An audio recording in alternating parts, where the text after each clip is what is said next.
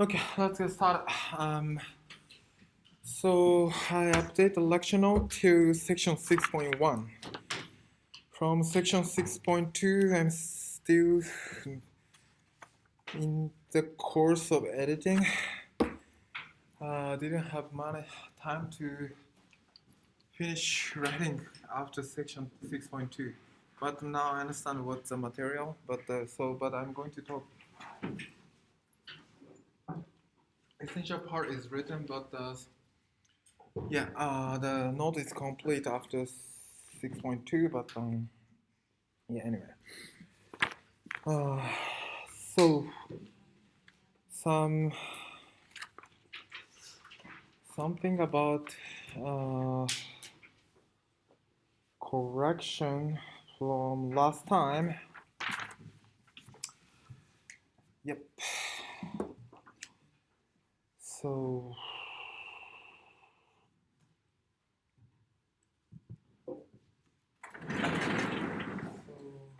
last time we imposed BRST quantization.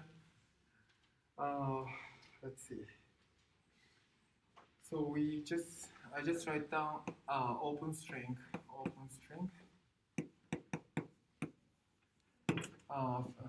physical open string. So physical open string state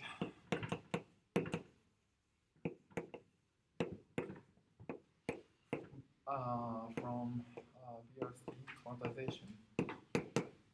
So the correction I need to make is that so I just write down now x is equal to alpha prime p squared minus 1 dot alpha 1 plus dot. So this one now corrected correction of minus 1. Actually, this is minus 1 here. B minus 1 C1 plus C minus 1 B1 plus dot. This one's last time I just write down I think a minus sign or something here, but this is not correct. This should be plus sign. Yeah. So let's see.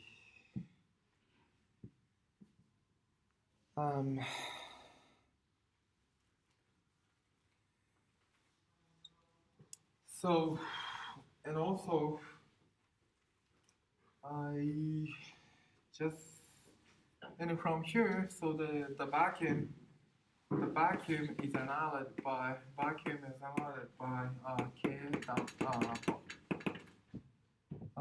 spin down L naught minus x minus 1 C naught k down spin is equal to L naught x minus 1 k up spin. And from here, so what's relevant here is only this term. So so if you this one acts on here, you get the p squared, it becomes k squared. So that what you end up with the m squared is equal to minus k squared, which is equal to minus 1 over alpha prime. So that's what you get from this condition for vacuum. So level 0.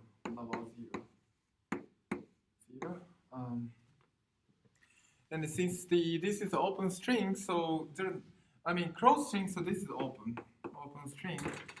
And the closed string, the vacuum state is indeed minus 1 over 4 alpha prime. So the reason why the difference is that so there is a coefficient is different in front of the 0 mode. It used to be there's a factor of 4 here for closed string, but open string and closed string, this is open string for the signal 0 to pi, whereas the closed string 2 pi, it runs for 2 pi. This is closed string, this is open and the closed string. So there's difference between factor of 2 that end up with the result of factor of 4 here. So that's the homework I gave you at in the first or second homework.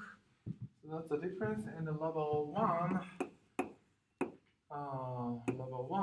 so I just impose, we consider some open string state, which is given by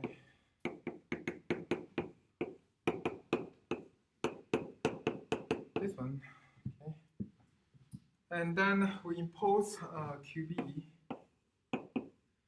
and B0, which is actually L0 plus L0 ghost. This is the case. Last time I just write down -2, but this is not true. It's totally wrong. Okay, so this is the correct one. And then if you impose this condition, 0 is equal to QP, B naught psi is equal to L naught x plus L naught ghost. X on psi is equal to 0, and this will indeed plug this one to here, and plug this one into here, into here. You can just show that the this was indeed will give you k squared equal to 0. More precisely, so what's relevant is again p-scale acts on p-scale commit with alpha minus. Okay, let me write down more explicitly. Yeah, let me write down here. So what's alpha prime p square minus 1, and then what's relevant is the, oh sorry, you should tell me this should be alpha. Plus alpha dot alpha 1 plus b minus 1 c1 plus c minus 1 plus b1 acts on psi. So that's what's going to happen. And then, so this one will turn into alpha prime k squared minus 1. Just this commute with these guys, so that this immediately give you alpha prime k squared minus 1. In fact, this one, there is some anti-commutation relation between C1 and then B minus 1, and the B1 and C minus 1. And also you have the alpha minus 1 and alpha 1. You have to consider commutation relation. And that will give you exactly give you plus 1 if you honestly calculate. And the minus 1 and plus 1 will cancel, and then you get the k squared equal to 1. So that's how it works. That I missed last time. And now lecture notes is much more precise. Up to section 6.1. So that's the place I actually made a mistake. Okay, so and then we start talking about the bosonic amplitude. The amplitude. And then, yeah. So we briefly, so the bosonic amplitude we talk about is that the, so amplitude would take the following, roughly takes the following form, sum of G, and then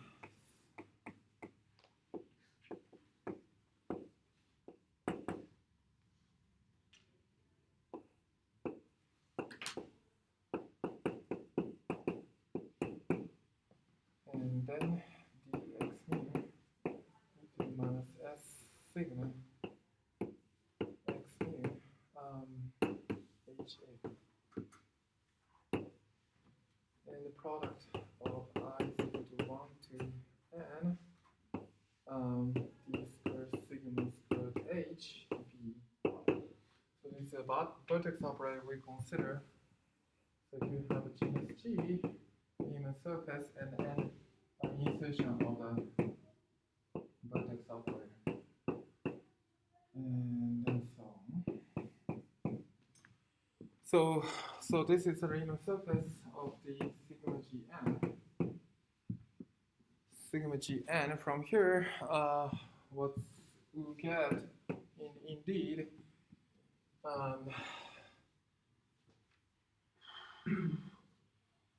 So even though I think sorry, here I need to also introduce the ghost field plus as ghost field. Even though you fix sorry. Okay. Anyway, okay. So this is okay. And then, so as we learn, so we just consider so the space of HAB and gauge orbit. So the gauge orbit so this is gauge orbit.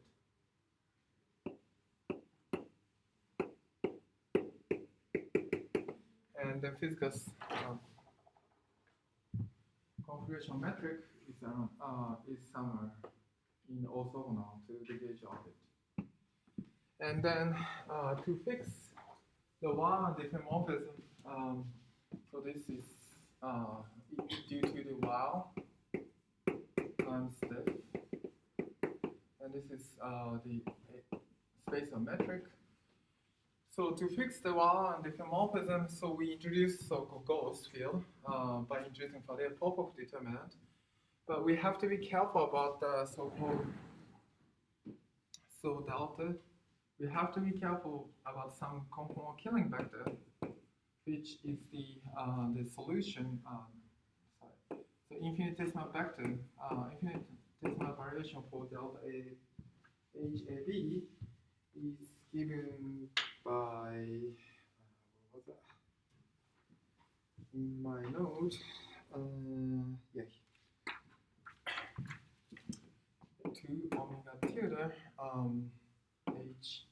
HAB plus P dot E HAB, and the conformal killing vector is just P dot E is equal to 0.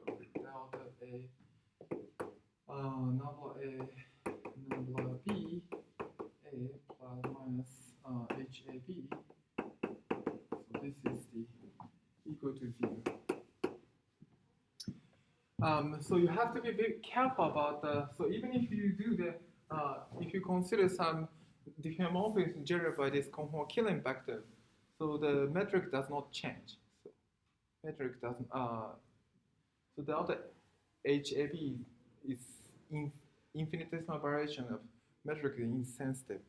So therefore, this degrees of freedom is not actually indeed completely fixed by this.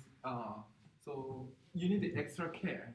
So here, even after introducing the BC cost to fix a gauge, this degrees of freedom need extra care.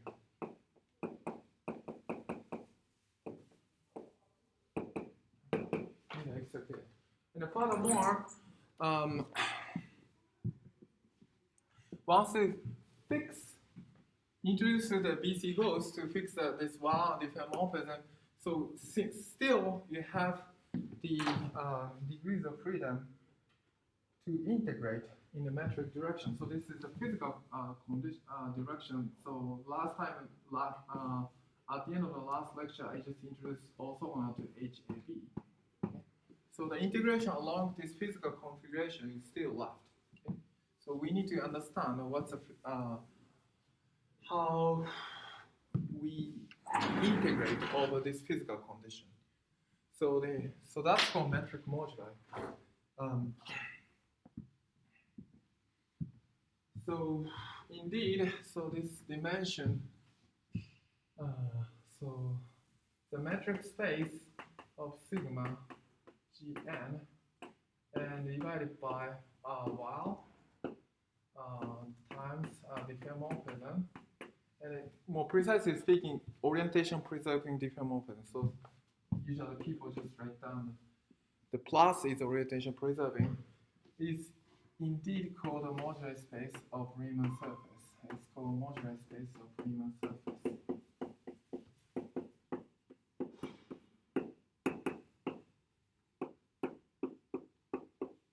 And it is known that the dimension of moduli moduli space or Riemann surface is equal to 6G minus 6 plus 2n.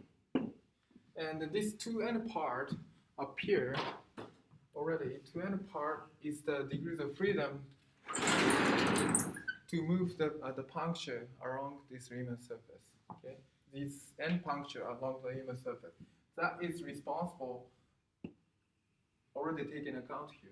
Okay, and 2n integrations appear here. However, this 6g minus 6 part has not appeared, so we have to take into account the physical configuration we need to integrate over. So, yes. In two-dimensional surface, two-dimensional manifold.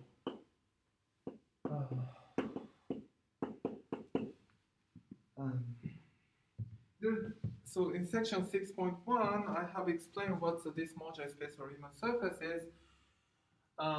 Briefly, it's a kind of crash course, and I already explained the flavor of the moduli space or Riemann surface.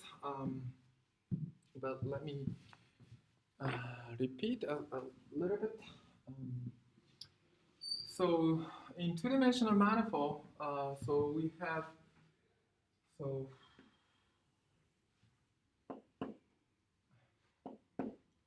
this is roughly speaking a parameterized shape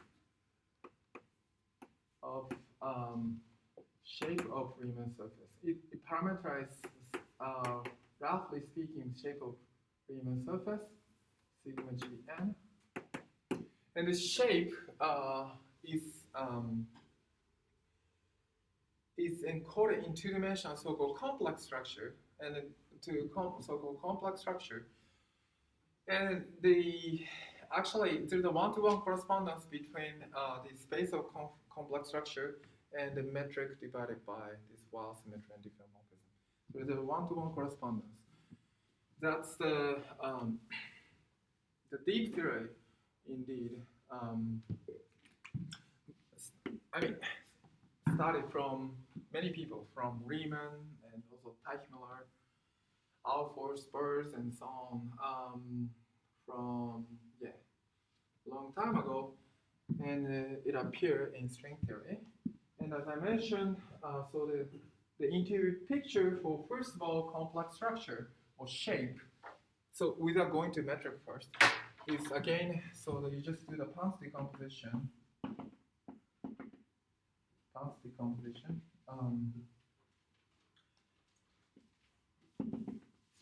And then, so there's a 3G minus 3, so-called simply closed curve you can introduce, and then you get the 2G.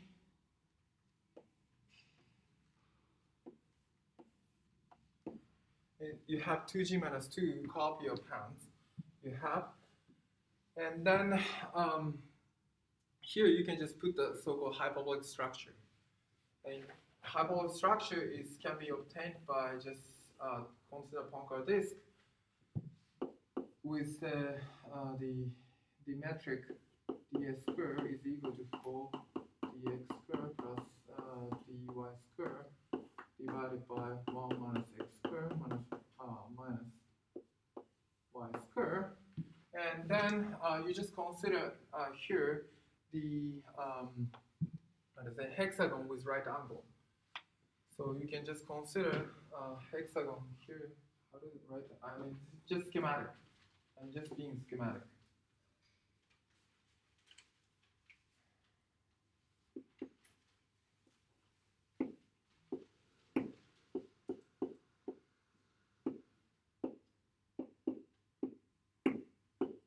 And then you just consider gamma 1 and gamma 2 and gamma 3. So in terms of a hyperbolic metric, one can just consider the length of the edge of Pons, so that so you just take gamma 1 over 2, gamma 2 over 2, gamma 3 over 2, and then you can just take again the geodesic that actually take the intersect with the edge of pants by right angle. And what appears here is indeed in a hexagon, corresponding to here. Okay. Corresponding here. So you just bring two copies of this hexagon and glue them together, what you end up with this pants. In this way, you can construct the pants with lengths gamma 1, gamma 2, gamma 3, and then you just glue them together, 2G minus 2 copy of these pants. Then when you glue them together, there's a degrees of freedom to rotate. When you glue them together, you just you have a degrees of freedom to rotate how you glue, okay? That angle. So therefore, the shape of this hyperbolic, the Riemann surface with negative constant curvature is determined by gamma 1 length of simple closed curve, and also the twist of how you glue. And this is called a Pensionisian coordinate. This Pensionisian coordinate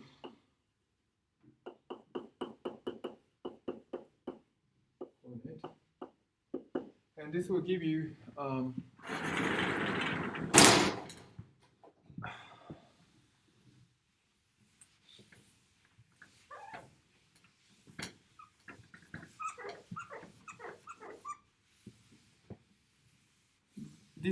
parameterization of so-called Hypotenuse space. So this will give you called Hypotenuse space. Hypotenuse space, I call it T of G, and this is equal to R 3G minus 6, 3 plus times R 3G minus 3. So this one is spanned by gammas, and this one is spanned by Saturn. So this is called length coordinate, and this is twist coordinate, and this is indeed open ball in R 6G minus 6. In particular, so in the case of torus, so we have the you have upper half plane. So this is the so the torus is you can just fix the torus can be realized the T2 is equal to C2 mod gamma, where gamma is spanned by this 1 and tau. And this tau is encoded shape, essentially roughly is the shape of torus, and that tau span the upper half plane. This upper half planes in the case of torus is indeed can be identified with the Hypotenuse space of genus 1. However, there is so-called large, in physics called large gauge transformation, and some people call mapping class group, that it indeed generated by so-called Dent twist. In the case of torus, you have the, as I mentioned, PSO2Z. Does not change, that is generated by SNT matrix.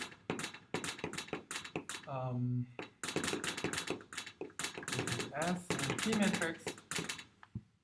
That does not change this lattice, so that the you have to mod.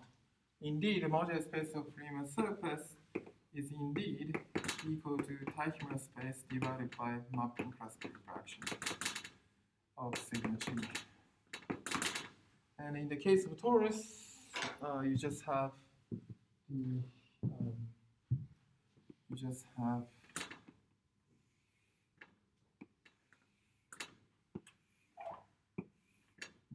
here. And this is called fundamental region. This is in MG is equal to. In higher genus case, the mapping class group is generated by so-called Dent twist. So indeed, the mapping class group of G, sigma G, actually orientation preserving diffeomorphism divided by diffeomorphism that is isotopic to the identity. Clearly, this PSL2Z preserves the lattice, but when you consider the diffeomorphism of torus, it's not isotopic to the identity.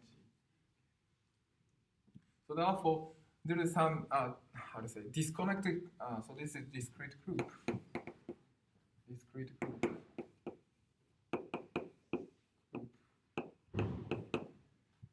And then that is generated by so-called dent twist along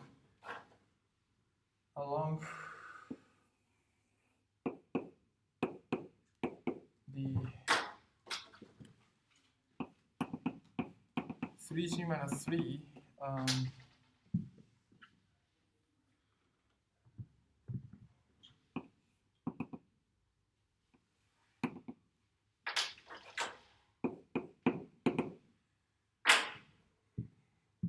simple cross curve once you act on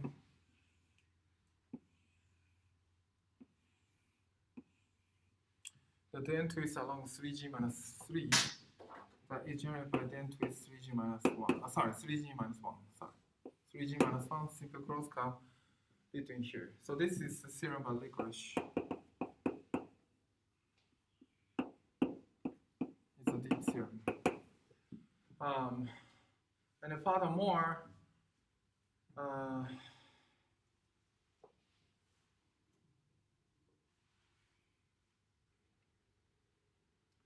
anyway, so that's how you obtain mapping cross group. Group, and if you quotient Teichmann space by this mapping cross group, you get the modular space of Riemann surface.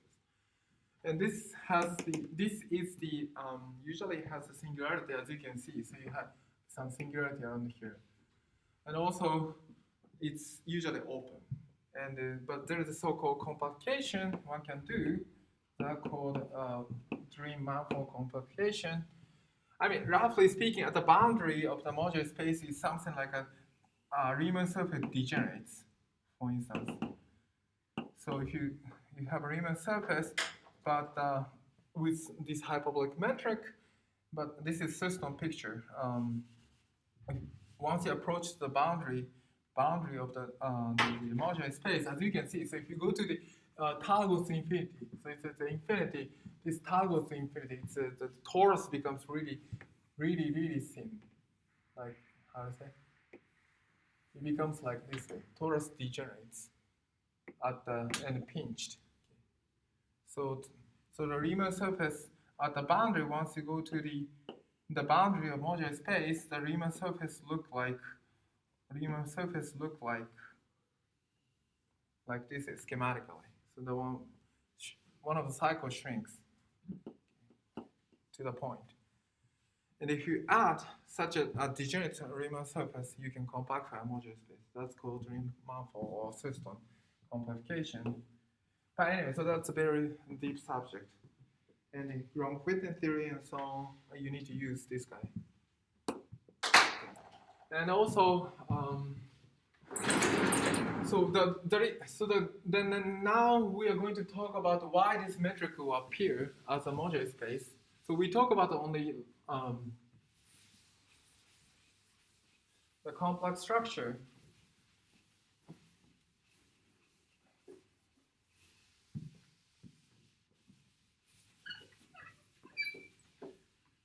So the moduli of metric, so I already erased. So this moduli of metric, this orange line, is indeed corresponds to this guy.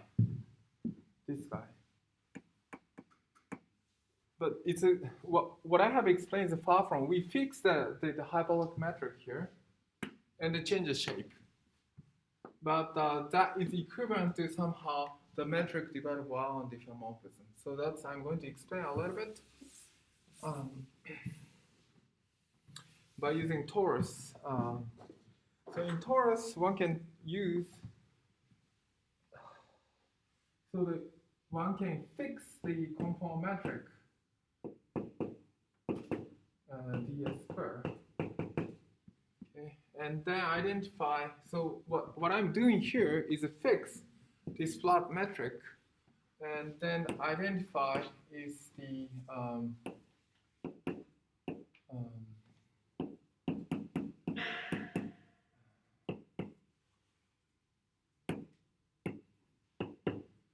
where n and m are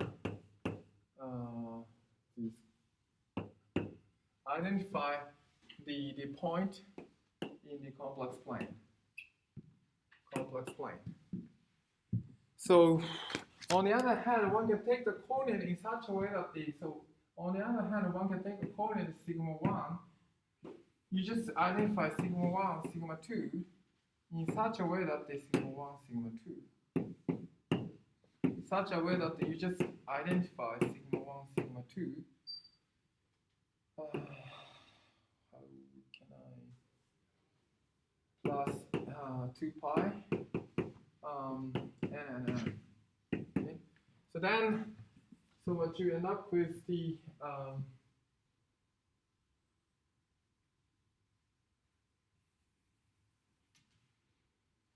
so the metric is under this coordinate. So the metric becomes like this way: d sigma 1 plus tau d sigma 2.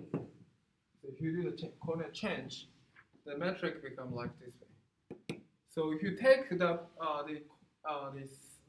the previous picture, we fix the in the case of torus, we fix the metric and then we change the lattice structure. But here we just fix the lattice structure and then change the metric.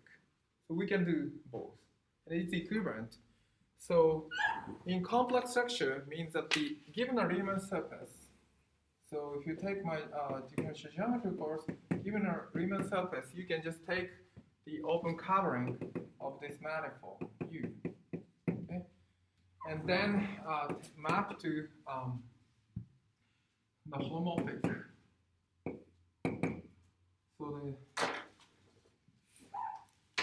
So VI, V, and then another patch.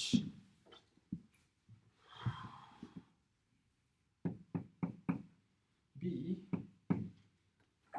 and take another form of this. So W. So another local coordinate in C, and the overlap region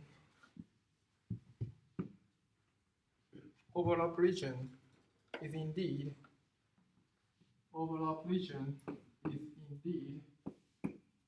mapped by the inverse and W. And the inverse W is holomorphic. It's holomorphic map. It's a biholomorphic map or holomorphic. That's a complex manifold, holomorphic map. Holomorphic. So in other words, so this local coordinate will give you holomorphic structure. Holomorphic structure on the two-dimensional manifold. Instead of just real manifold, it's just differential. But in the Riemann, when you say Riemann surface, you need to give some holomorphicity. So this is called complex structure. So the data of holomorphicity is called complex structure. So again, here, so if you look at the torus, W can be related to what? So W and the sigma 1 and sigma 2 is related to how? How they are related? Good. So sigma 1 plus tau sigma 2. Okay. So given that this, here we fix the lattice structure and change the metric. And this, in terms of this coordinate, and this tau will give you holomorphic. What is a holomorphic coordinate? Holomorphicity on the torus. So this tau will give you information, holomorphicity. Which coordinate we will consider as a holomorphic coordinate on a Riemann surface. That's called complex structure. So therefore, tau encodes the information about holomorphicity. And this holomorphicity is called complex structure. That can be encoded by encoded in this lattice structure or shape, or either shape or metric, you can include by taking appropriately the coordinate. So therefore, whether you look at the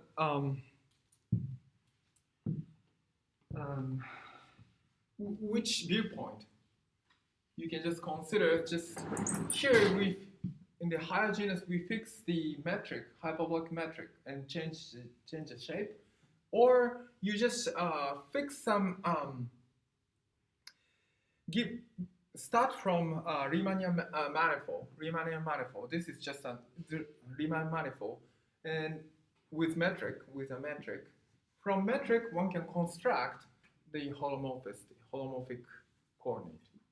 So therefore, which viewpoint you take this modular space of Riemann surface can be understood as the metric divided by the holomorphic times y, or just this kind of construction. Just fix the metric, and just the shape is encoded by how you glue them together from points. But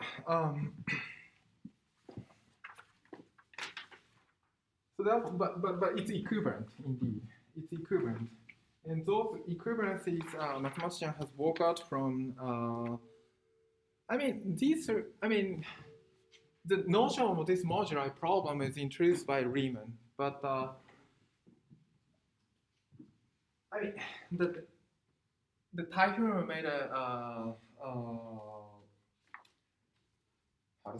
big step to understand the modular problem, and after that, do you know Teichmüller? Anyway, it's better not to talk about it. It's kind of political issue, but he's kind of political person, and then he kind of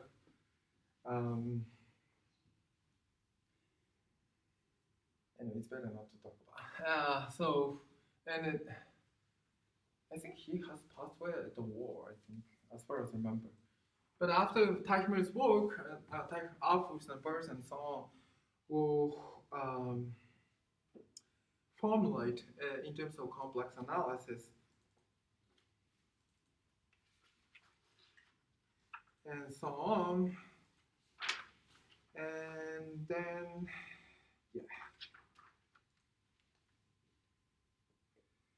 for instance, for higher Riemann,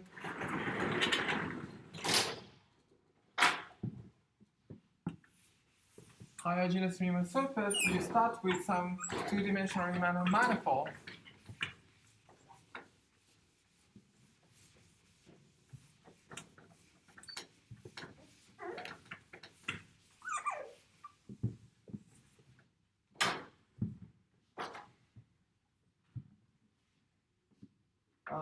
So for instance, so let's consider higher Riemann manifold and not Riemann manifold with higher genus with metric HAB. Okay? So this is, we just consider this one as just Riemann manifold. So the metric is equal to HAB d sigma A times d sigma B. And this can be written as the something like at the locally you just write down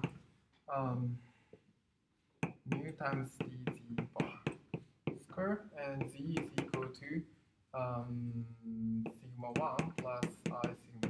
Okay, I sigma 2, and then so the explicit form lambda mu is written in terms of HAB, but I'm not going to write down. It's redundant. And to bring this one, so do that under some coordinate change, we want to bring this one as the some conformally flat. Okay, to conformally flat. So this one can be written indeed WZ square dz plus WZ bar WZ.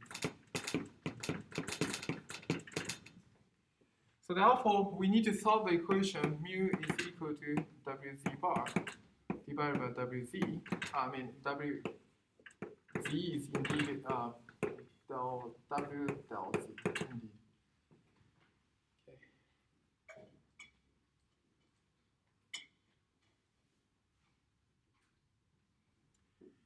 So you need to solve this equation. So this is called Bell-Tolman equation. And the solution of this Bell-Tolman equation always exists. So therefore, one can always bring the flat metric. That's, I already emphasized it. So any metric can be bring to conform flat once it takes the certain coordinate. Okay. That's I just keep mentioning. That's called conform gauge. And then from here, so this W, so you can consider this W as a holomorphic coordinate. Holomorphic coordinate. Holomorphic coordinate.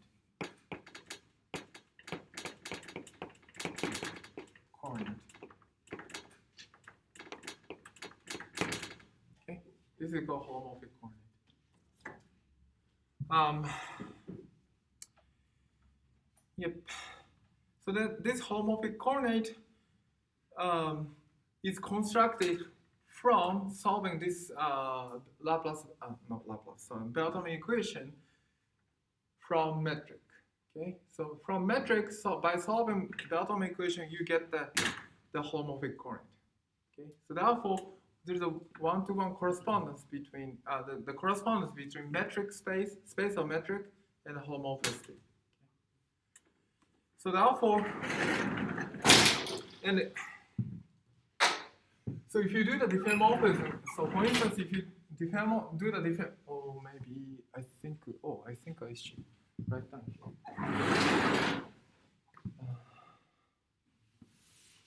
Even if you do the diffeomorphism metric is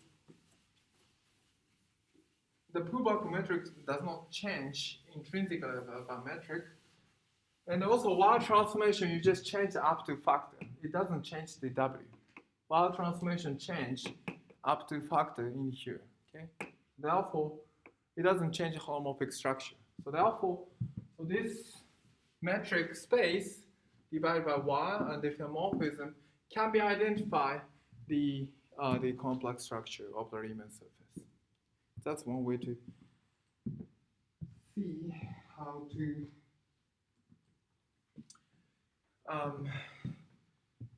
to identify how this metric space divided by Y and diffeomorphism can be identified complex structure. Okay. And then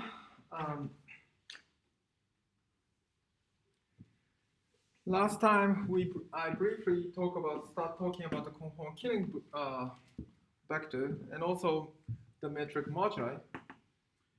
So this metric moduli can be understood as the orthogonal to, so as I mentioned, so there's the gauge orbit, and then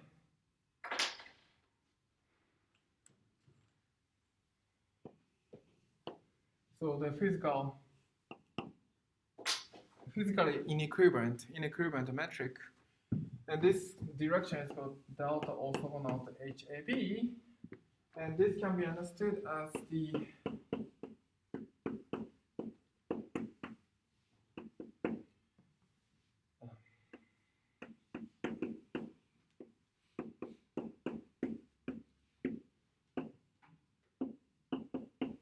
so it's orthogonal to the gauge transformation of the metric, and from here this orthogonal condition has to obey the equation of motion.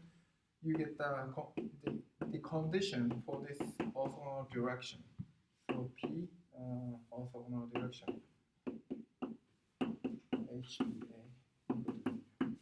So this is a condition for the orthogonal change of this physically inequivalent metric variation. And if you take the conformal gauge, or it's called isothermal, mathematicians call this local coordinate as the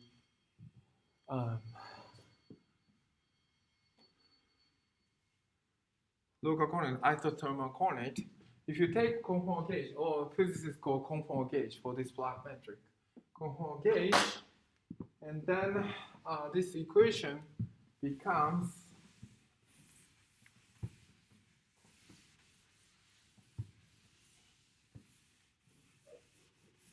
it's just a homomorphic derivative or anti-homomorphic, I forgot. Yeah, it depends on the coordinate. H z bar equals to 0.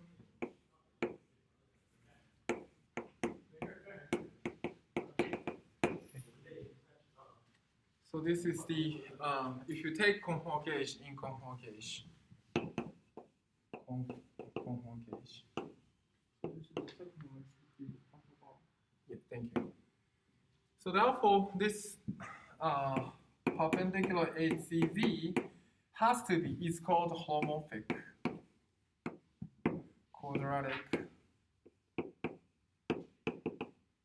forms. So it has to be homomorphic. It has to be homomorphic. And also quadratic means it's ZZ.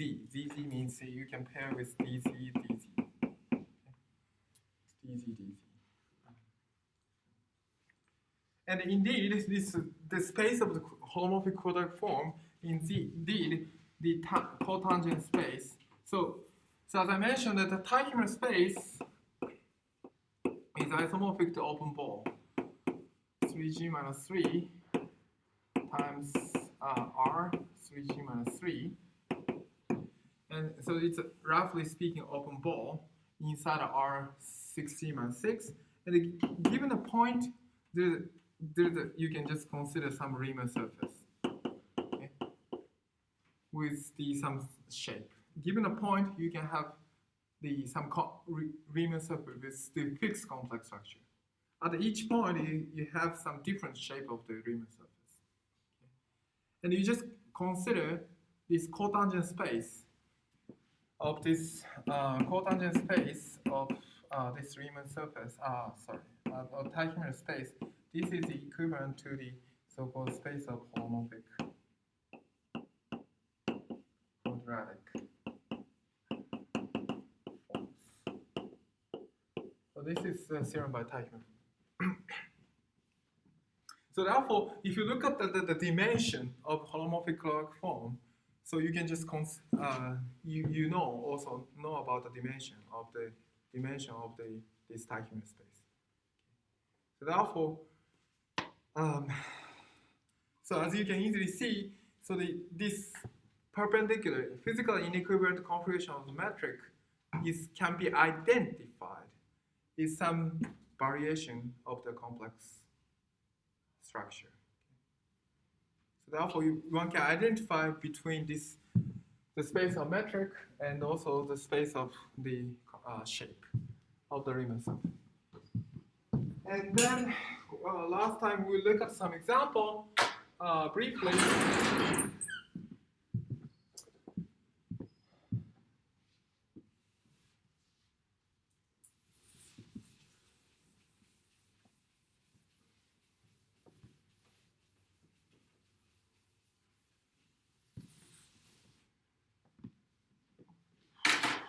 So in the case of sphere,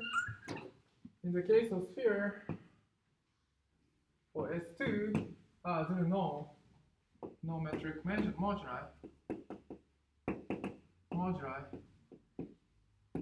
but there is a 3 plus 3 conformal Killing vector such that the C0, I call it C0, or epsilon. Epsilon has to be A0 plus A1z plus A2z square, and epsilon bar should be A0 bar plus star, A1 star, A2 star, D bar square. So these encodes the conformal Killing vector. Yeah. So the conformal Killing, am I correct? Yeah. Conformal Killing vector that does not change, so it satisfies P dot E, or P dot E is equal to So you need to extra care. And as you can easily see, so the reason why we introduce a ghost, so we know B and C, BC, we introduce BC ghost, and B satisfy this condition. B satisfy, what is it?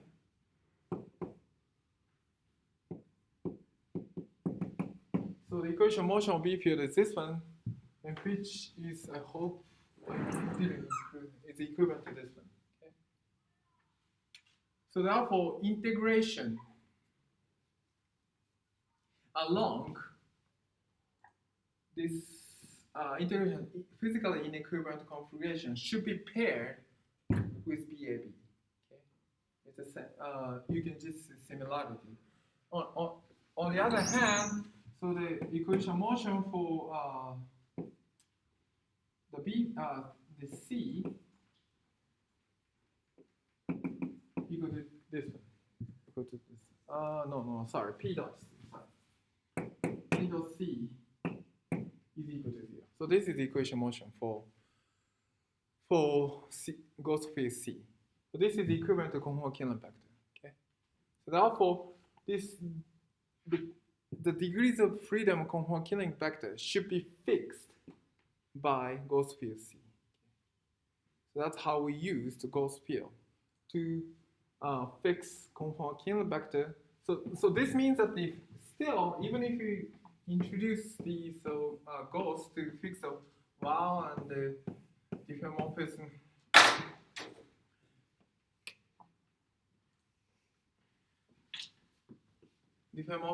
gauge orbit, so still there is some conformal Killing vector that try to go to the other direction, try to go to this direction. So therefore that has to be fixed. This degrees of freedom is in physically equivalent configuration. So therefore this has to be fixed by ghost field C. That's what we are going to do.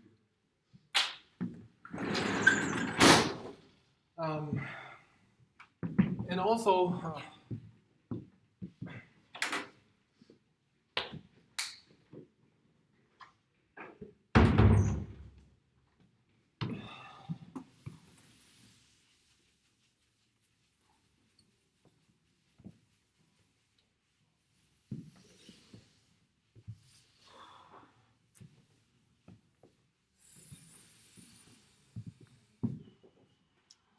so we look at the torus. So torus case, we have only constant function. So therefore, 2 metric moduli, and also 2 conformal Killing vector. So it's just a constant function on the torus. So we need to, take into account to fix the conformal Killing vector by ghost field C, and we need to integrate the metric moduli when you compute torus amplitude. So that's what we are going to also do. In general, so what we are going to do, what we are going to have is the genus 0, 1, and genus is greater than 1. So this conformal Killing vector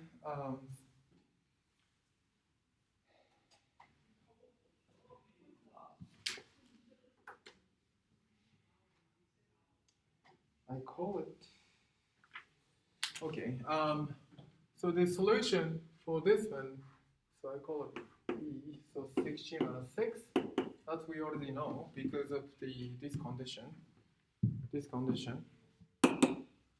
this is 6G minus 6, and this is 2, 2, 6, 0, and 0 indeed. There is no conformal Killing vector. Okay. And as you can easily see, number of C minus number of B, or maybe it's better to, so number of metric moduli minus number of conformal Killing vector is equal to really 6G minus 6 for any genus.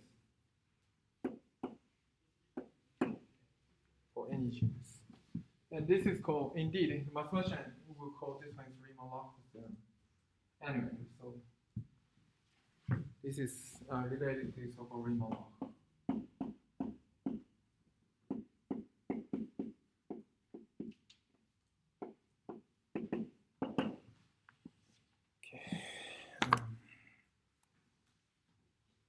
So this is the, sorry, I already used 1 hour to review or like give more explanation about this, what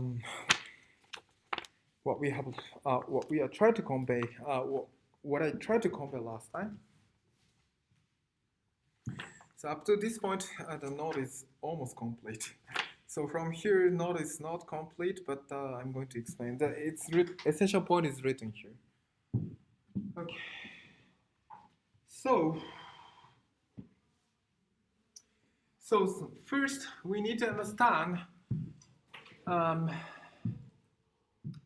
to integrate. So how to integrate over the metric moduli. So if genus is greater than or equal to greater than 0, you need to integrate metric moduli.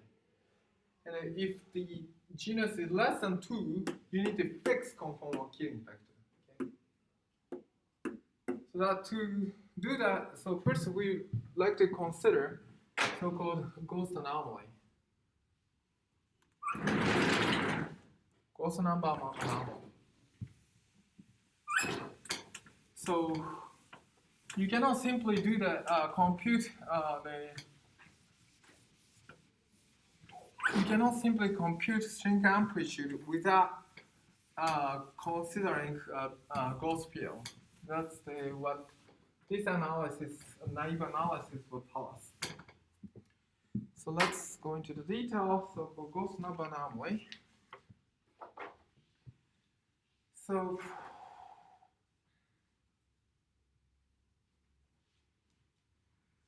let's suppose the ghost number anomaly.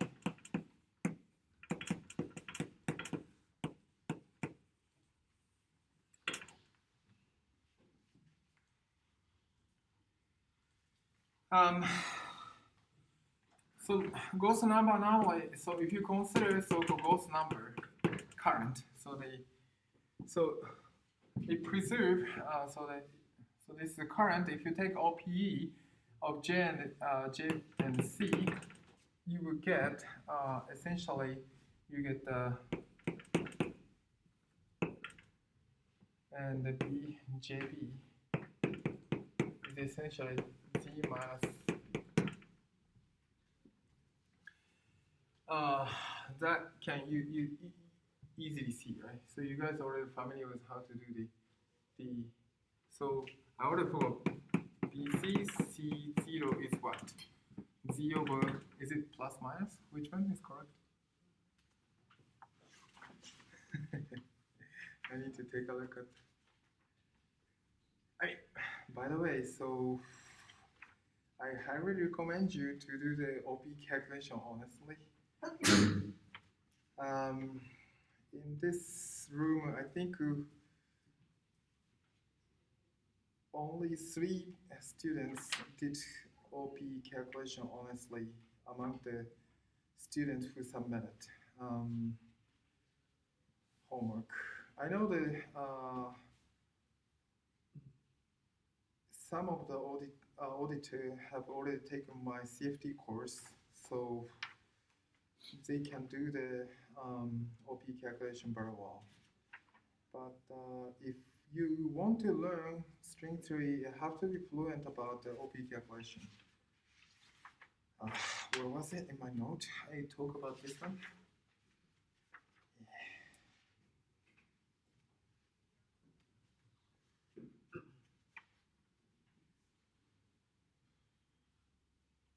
Yeah. So BZ, this is +1. This is +1. So this is consistent. So therefore, so the ghost number, so this ghost number is +1. Ghost number of B is associated -1. So this is for ghost number current. But however, and the ghost number, so in flat space again, so JZ, so it's a homomorphic part, is equal to 0 on flat worldsheet. For sheet, again, but if you consider curved worldsheet, so curved worldsheet, this equation becomes like this way. This is no longer 0. And again, there is an anomaly due to the curvature.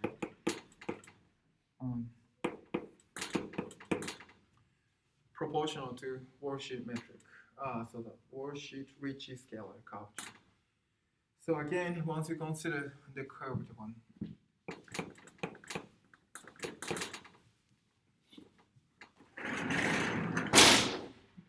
Curved worldsheet. So let's determine what kappa is. Okay.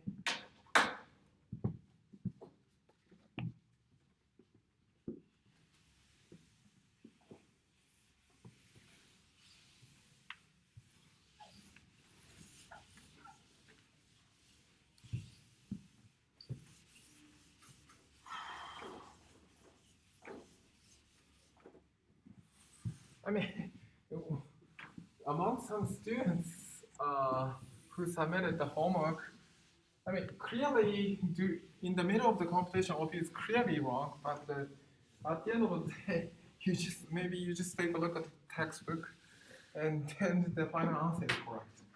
I mean, anyway, so it does clearly show that you didn't do the OP calculation, honestly.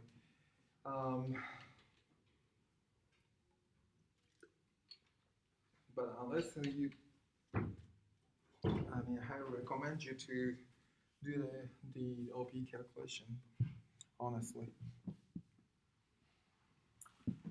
Okay, so let's determine what kappa is.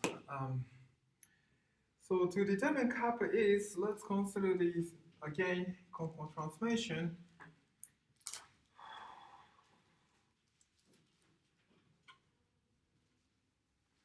So T of Z of, this is ghost actually, this is ghost, T ghost, Z and JW. And if you do the OP computation, you get this minus 3, Z minus W cubed, plus JW, Z minus W. I don't know why I just put the W's. Square plus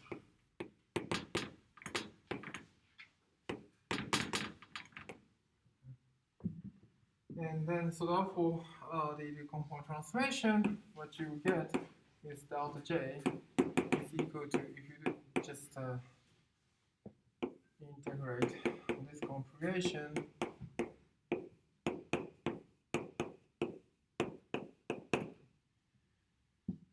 so on the other hand, so what we have learned is that if you take conformal gauge, so you just consider conformal curved worldsheet and take conformal gauge.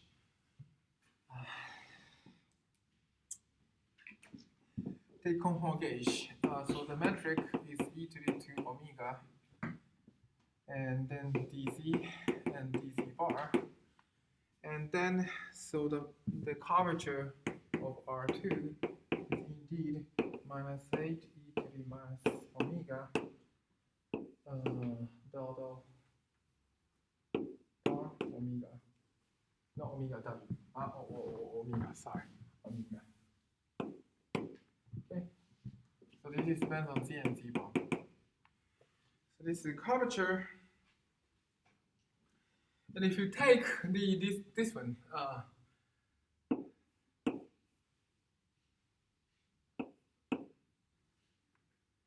so JZ, so what you end up with, let's see, I just did the computation. This has to be equal to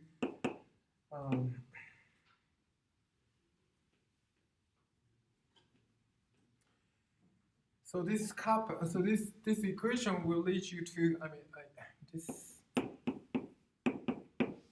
this leads you to the following So partial bar. So if you just use the derivative with respect to the t, so this can be written Jz is equal to minus 4 kappa nabla bar omega. Oh, sorry. Omega. So therefore, so this equation, if you use conjugation, this one, and what you end up with this equation. So therefore, Jz can be written as minus kappa 4 kappa omega plus J of C.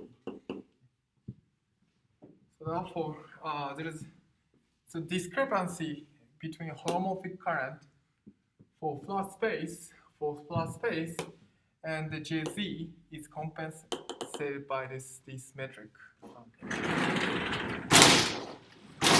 Coming from curvature. Okay, curvature. And furthermore, if you do the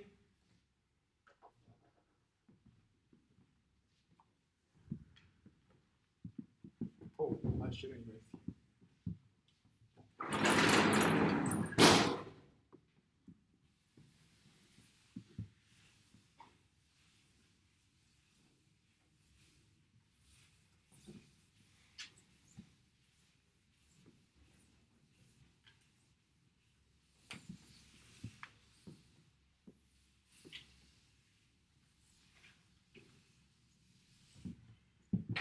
And furthermore, let's see.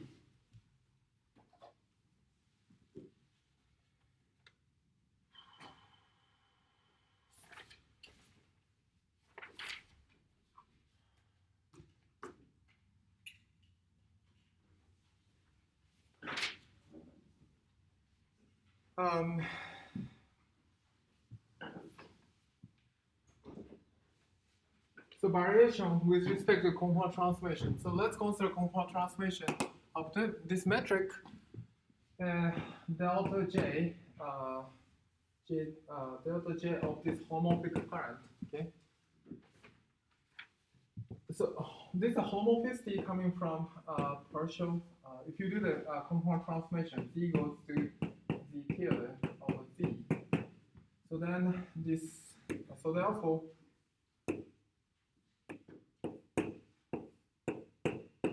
Instead of J tilde, Z tilde, you have some cost of, so you use the here, so this Jz is transformed by a partial Z tilde, partial Z, so the tilde Jz. Is it correct? Yeah. So this one is behave like a tensor, okay? Tensor. But however, there is an extra piece coming from here. Okay, so therefore, if you take into account this omega is transformed on the transformation omega tilde, which is equal to omega minus 1/2 log of. Okay, so this omega would under the compound transformation or coordinate change. Okay, so you get this one. Yeah, I mean compound transformation just the coordinate can be understood as a coordinate transformation, which is homomorphic. Okay, under this transformation, you can just do the metric computation, right? So you know, right? Or the H tilde is equal to del H. So this is you already know how to do that. Okay. Hopefully you know. Tilde, this one. I'm not gonna write the indices. And plug that one into here, you get this one. Okay. From here, so if you use this fact and this transformation, one can conclude that this one is equal to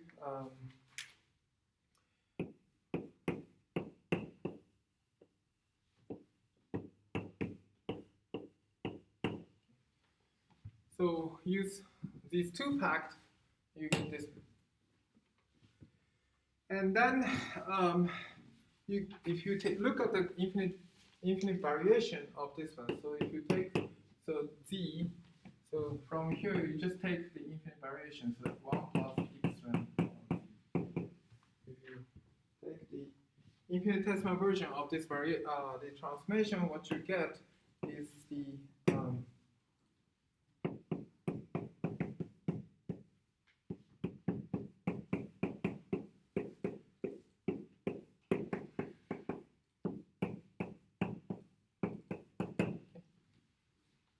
so you get this one.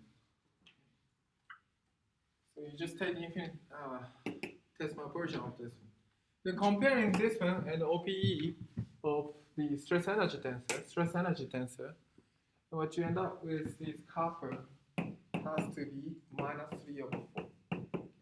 Just compare this guy and the upstairs over there. So therefore, the ghost number anomaly, so this homomorphic GC is indeed equal to -3/4 R2.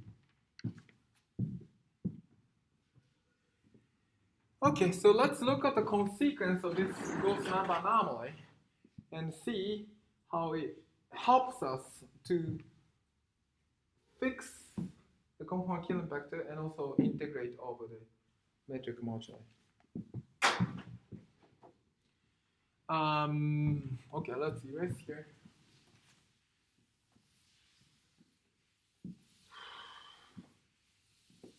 Oh, by the way, so this week's homework I will change. So just wait a moment. I will change. I will erase one problem and add one more problem. Hopefully, maybe if I get to the one loop torus amplitude today. So then, from here, one can just consider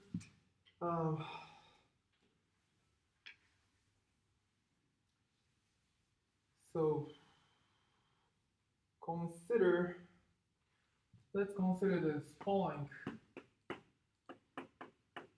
the amplitude or the correlation function.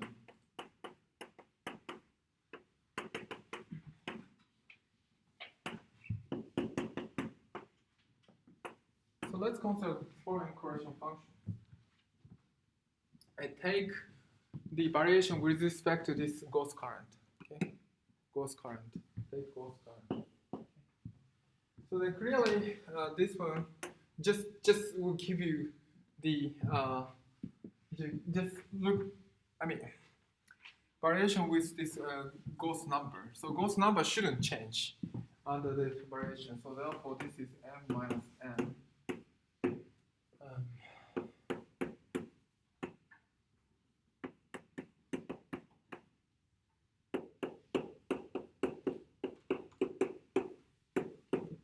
So the ghost number current will C as a +1 and B as -1.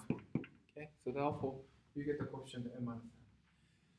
And on the other hand, so this variation can be taken by Ward-Takahashi identity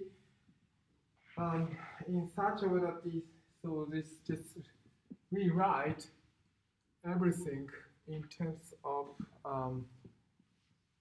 so 0 is this J of T. So we use this one.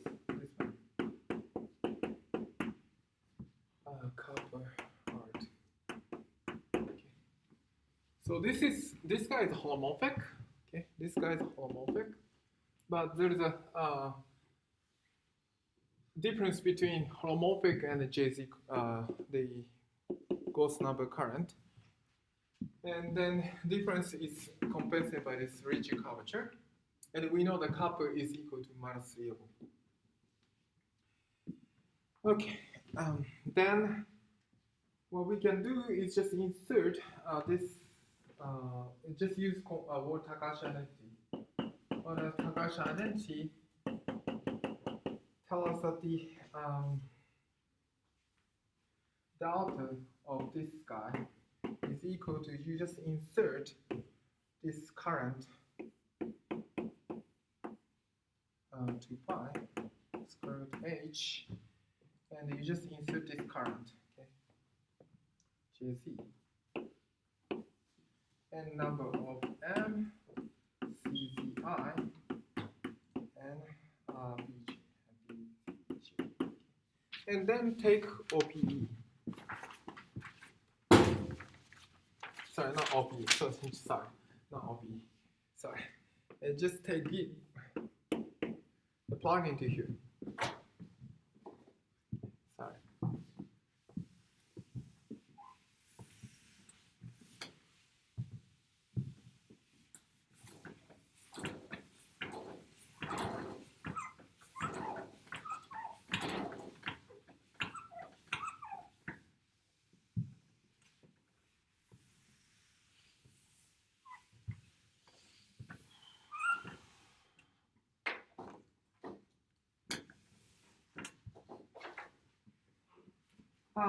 So if you do this Vortex identity, so what you end up with is indeed d squared sigma 2 pi square root h and nabla z jz plus 3 over 4 r2, and then bunch of copy of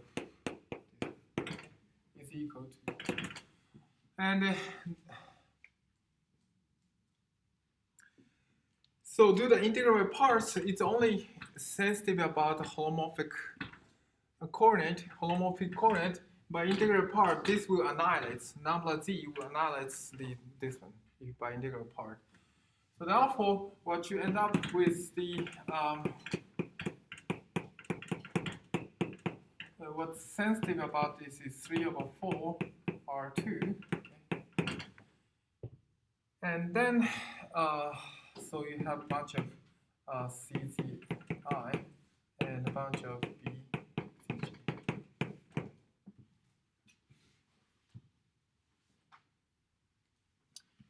Okay, so that's what you get.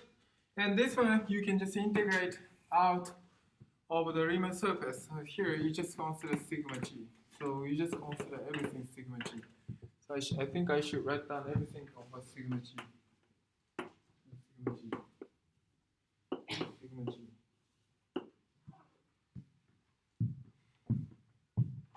And this Gauss-Bonnet theorem will tell us this is the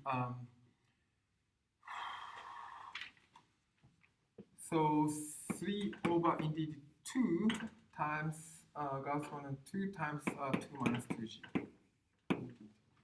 So if you appropriate normalize, so normalization is indeed 4 pi divided by d squared sigma. So Gauss-Bonnet theorem, we take normalization is 2 minus 2g. So this is Gauss-Bonnet theorem. Okay. So therefore, this one is equal to this one. Okay. So therefore, if you compare between this one and this one, it only makes at the quantum mechanically. So this word Takashi is quantum mechanical identity. So that so 3 minus 3g has to be n minus n. Okay. So the insertion number of insertion in B C and B has to obey this condition.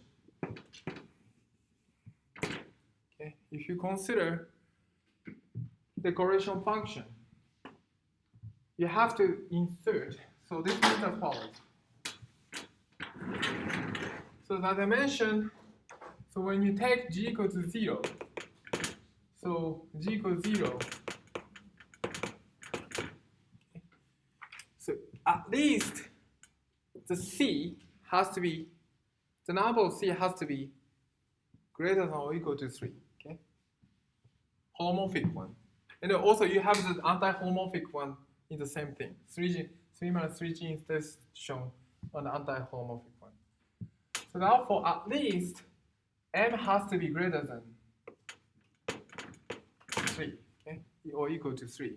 That indeed fix the, so in genus 0 case, we know that this 3 plus 3 conform killing vector, right? Okay, then you have a 3 plus 3 conform killing vector. by inserting this C, Gauss field C, this 3 will fix conformal Killing vector. Indeed, conformal Killing vector will move some of will move. It will generate some diffeomorphism. So therefore, it will move local coordinate. So therefore, it will move with some operator. But you just fix some position of the Gauss field C. 3 Gauss field C, you can fix holomorphic conformal Killing vector. The same thing for anti-holomorphic. And the same thing will happen for other cases.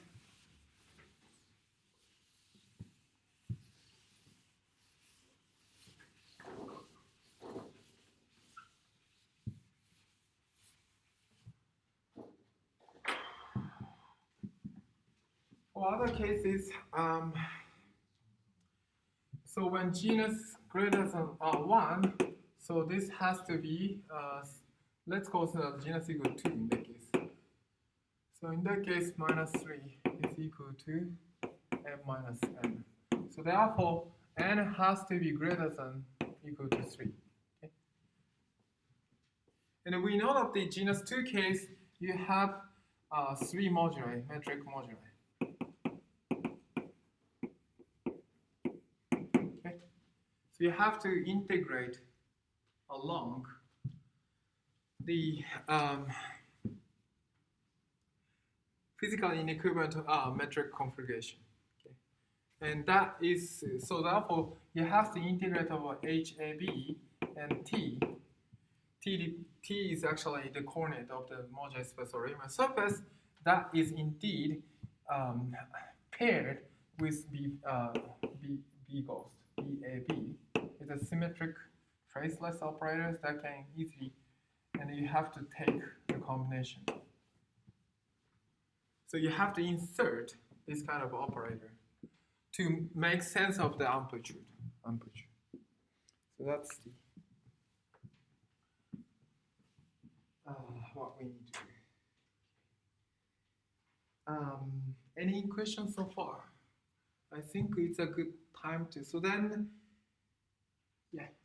So takes 10 minutes break, and I will talk about how to compute amplitude from now by inserting this B and C operator properly. I will talk about the tree level and the one with amplitude the rest of the lecture. Okay, let's take the 10 minutes break.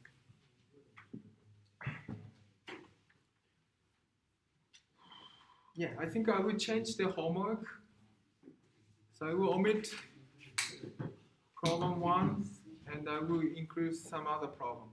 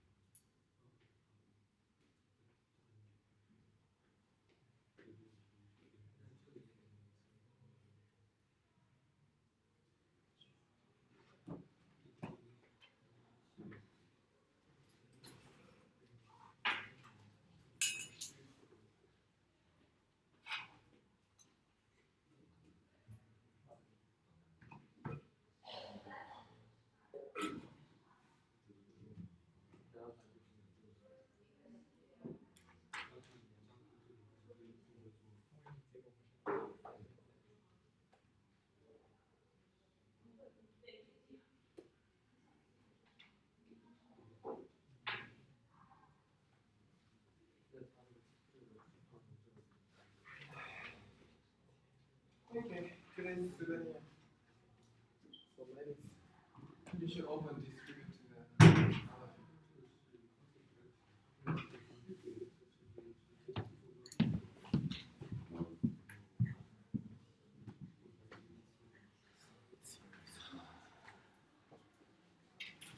Can I get one? I want to taste.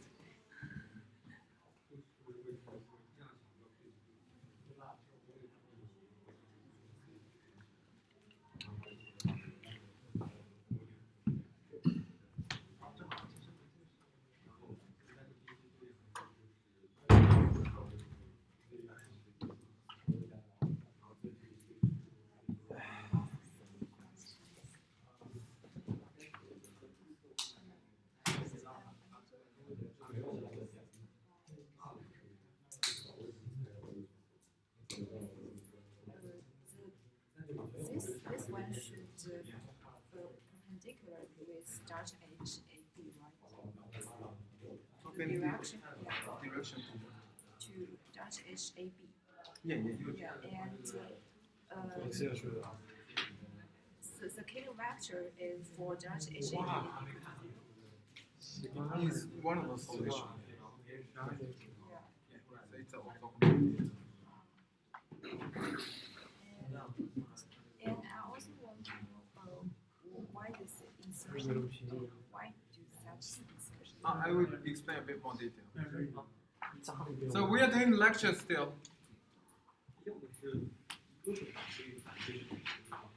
Yeah, so Cayley vector is one of the solution for starch edge AB equal to 0. Yes.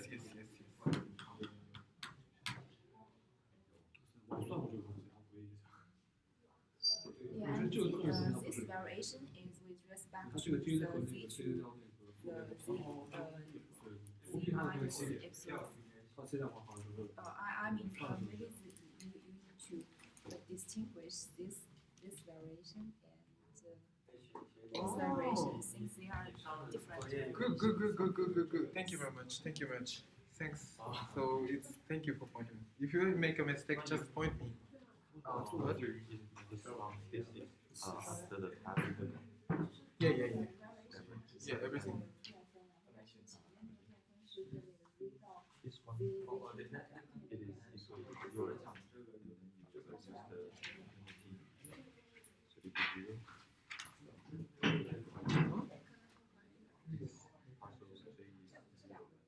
This is word Takasha. So it's not it's inside path integration. So after integral So it's quantum version of net operation. So this one yeah, so here, so this is classical equation. so it should be So it's classical. So it's not average. It's classical equation. But if you insert this one inside a path integral, it's normal 0.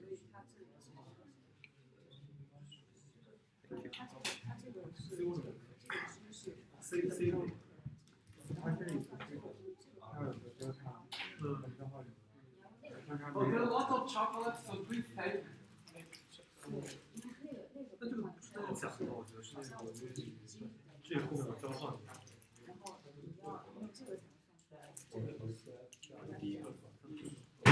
这上这个东西，那我写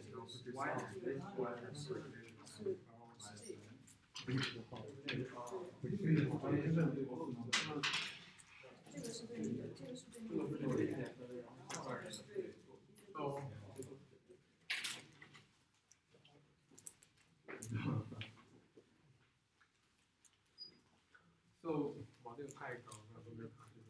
we just insert m 晚上爱国情了，就刚才说这个，他给人达到那个很真实的，他是看到那个德国在萨林溃败以后，就自己 So 上 we know 线 delta C 完战 is equal to 1, and delta B is equal to -. Oh, because the track of Yeah. So So we just take the. I mean, what's the? Oh, I see this one. Yeah. So we just take JC is equal to zero. JZ and C0. C0, right? Yeah. So therefore, if you integrate over dz to pi jz c0, you get the c0. Okay? And then you get plus 1. If you change to b, you get minus b. Okay? So therefore, if you put the b, you get the minus b. So therefore, a minus b. And why is the first one valid? This will become the anti-homomorphic derivative. If you do the integral by parts, that will kill. This is anti-homomorphic. Delta z is so let's see. Delta z is what? Is g c Oh. Sorry. This is not the truth. Oh, sorry. It's not the anti-homomorphic. Wait. Maybe GZ bar.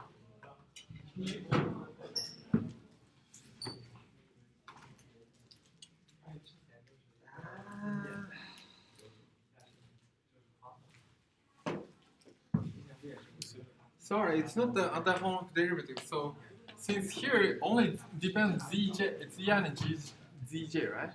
Here insertion is indeed we only see the position of this j operator. So if you do the derivative, does not see this position. But you mean the derivative of the di was Yeah. But there's also a derivative of GZ. So just do the integral by parts. Oh, I see. Yeah, sorry, this one I made a mistake. And in the last homework, there's a problem like this. So I'm confused where there's a delta. I think delta maybe comes from changing the order of this.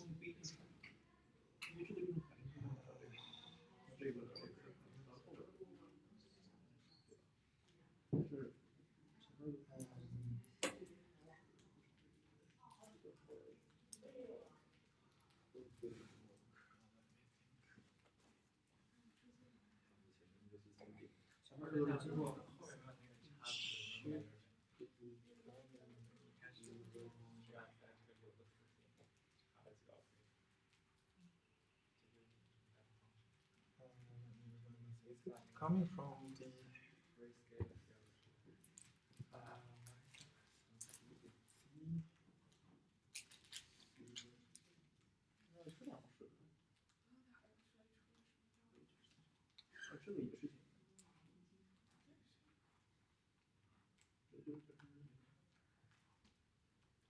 sorry.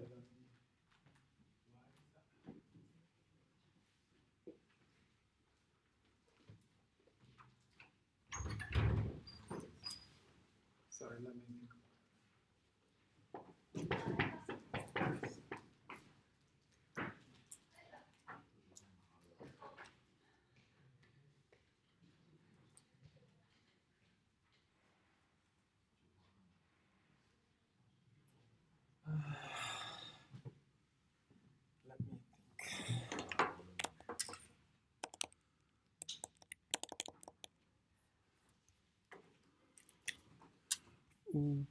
Why is that? Let me think.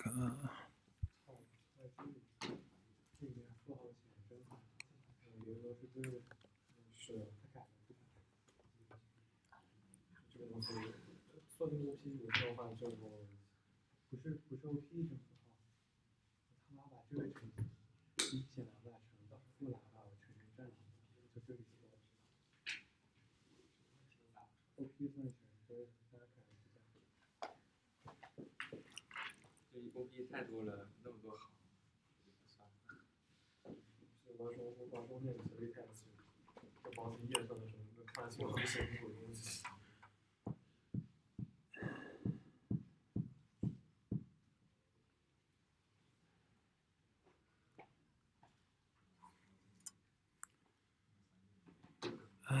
Why was that the case? I forgot. Let's go on.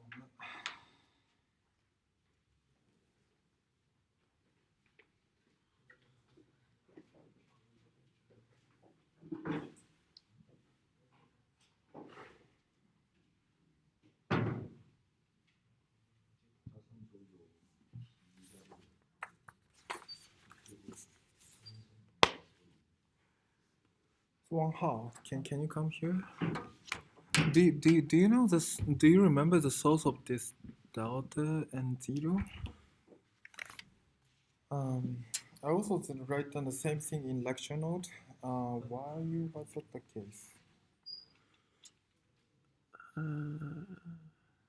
me see.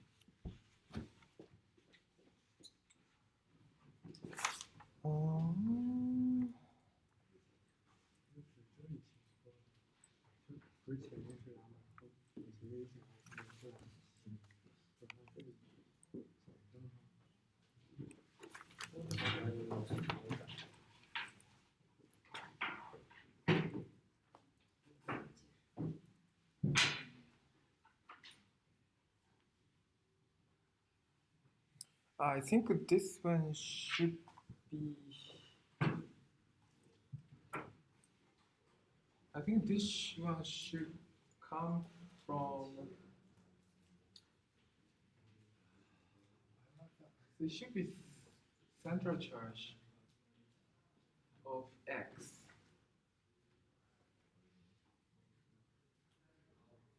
Am I correct?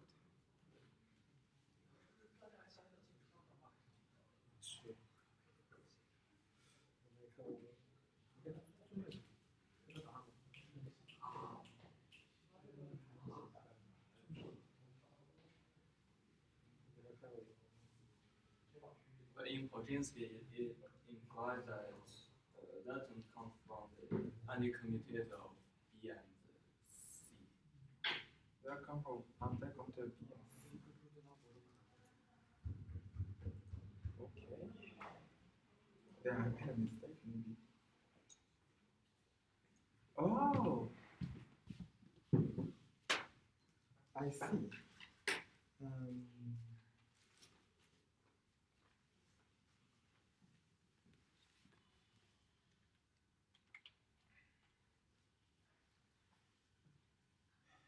Where was that? Let's see. Where is it written in Bosonic? I think it's chapter 4. Chapter 4. This one here, right? Yeah.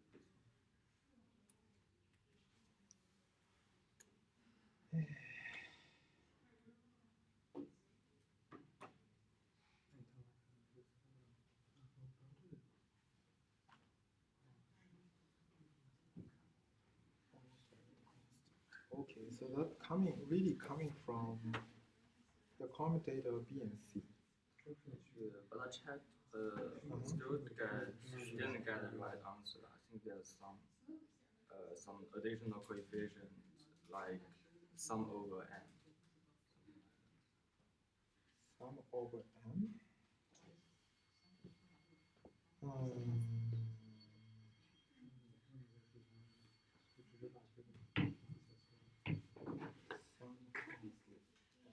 Yeah, because for the commutator, any commutator of this one, and Yeah. n equals to 0, but n still doesn't matter. That's true. I see. So sum over. That's a good point.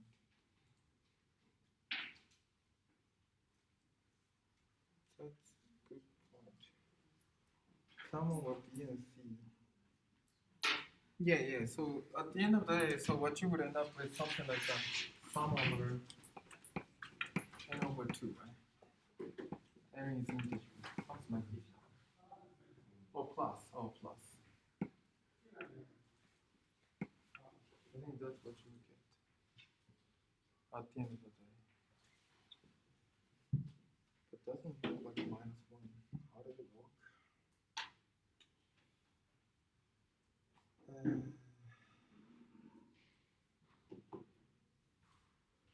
How do they fix AP? How do they fix AP? Coefficient.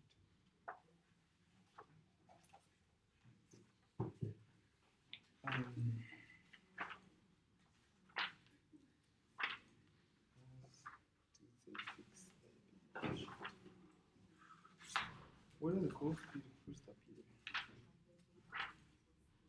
On page 83. Oh, sorry. It's 60. Around. Okay, good.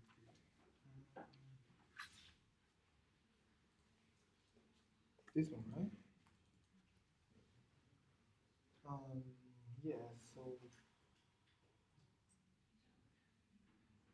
So AG is equal to this one. So it should be coming from here.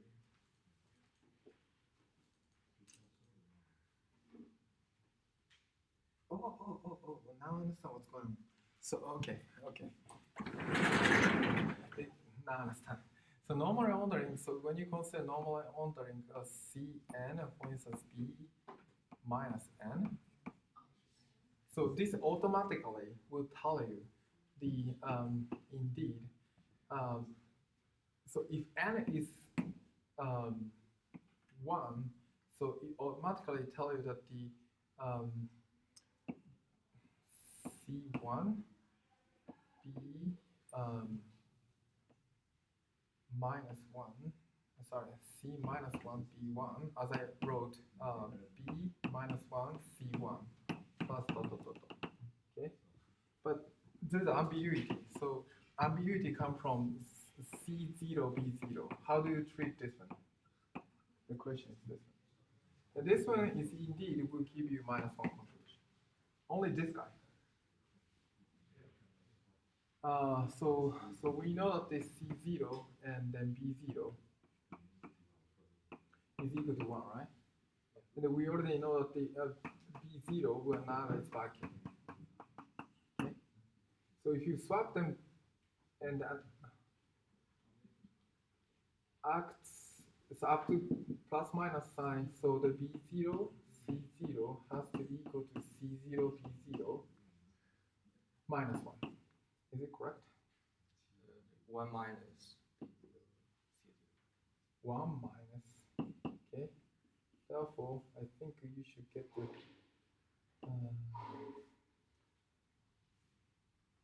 Okay. So therefore, I think what we need to do is the opposite. I think B0, C0 has to be equal to minus. Is it correct? I think it should be 1 minus C. Oh, yeah. Okay. But the minus sign, I don't remember why it's minus sign, but it should come from only 0 mode. So the higher mode is just automatically coming from automatic. But the only what matters is only 0 mode. That will give you -1 up to sign. So I don't remember why you get the minus sign, but you should get -1 minus sign. So the other part is automatically, the normal ordering will tell you automatically ordering. But the 0 part is the most subtle part. That computation ratio will give the -1. I don't remember the why the -1, but only this part is matters. So actually that extra term comes from the second term. Yeah. Second term. You're right. Yeah, thank you. Yeah. Thank you. Okay.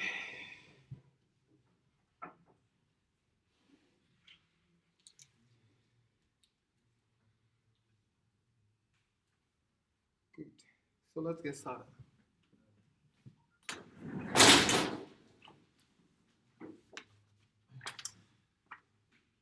So let's start.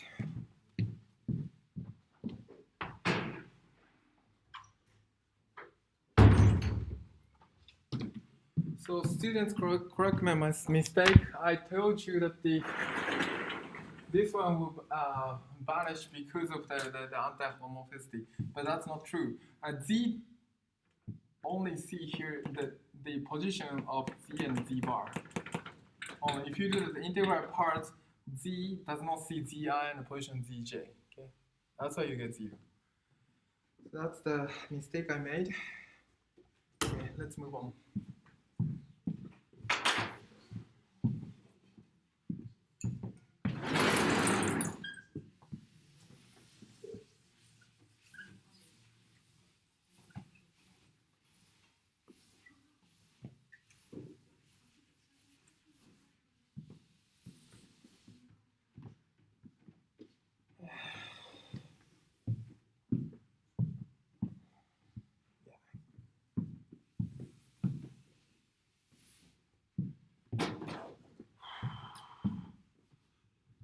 So let's do that.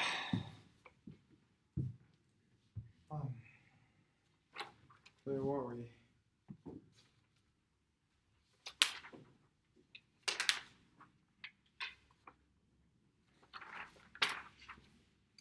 Okay, so we from Gauss number anomaly, we need to insert this number. Okay, so at the end of the day, so what we need to have written down precisely is that the follows amplitude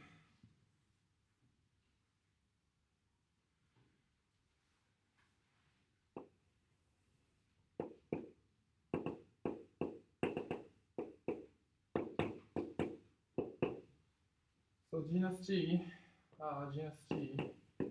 with function n has to be the following form.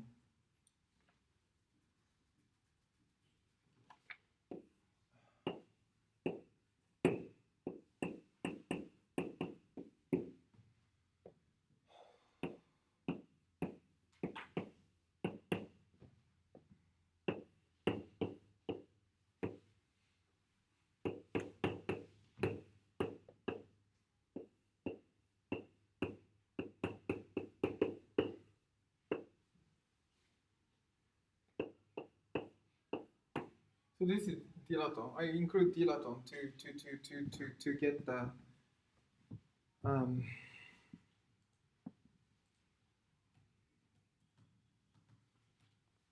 yeah, maybe I should write down.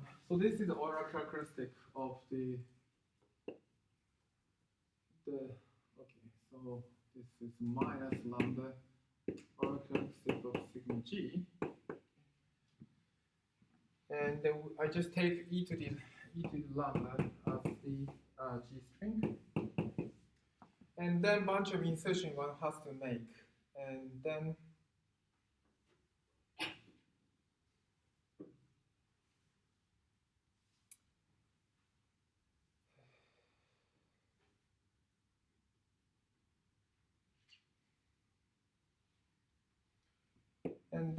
so what we are going to do is d squared c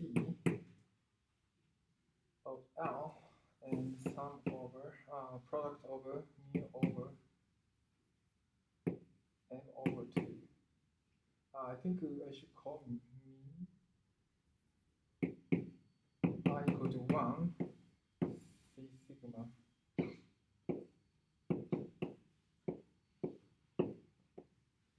Sorry, ci.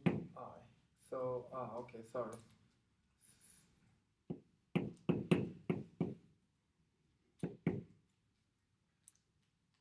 Okay, I think it's better to write down like this way.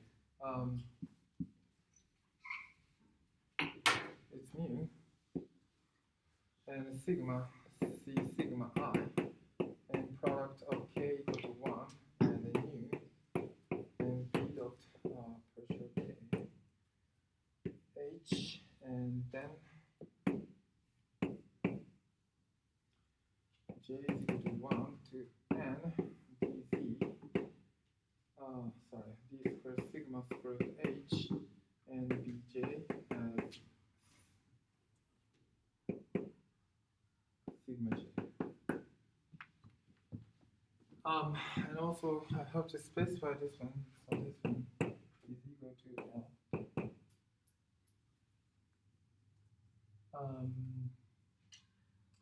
Yeah, I think it was sigma and square root h. L is equal to mu plus 1 to n.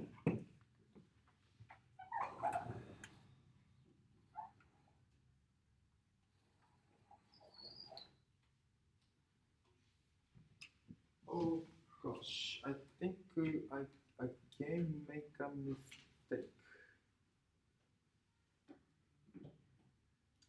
So here, I see. Sorry, this is incorporated here. Sorry. So therefore, I just get rid of this one.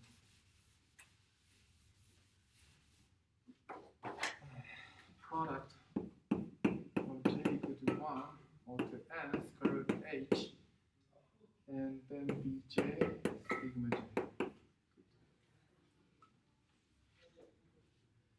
So I will tell you what it means.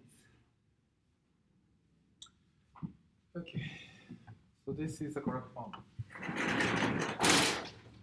There are lots of typo in lecture note.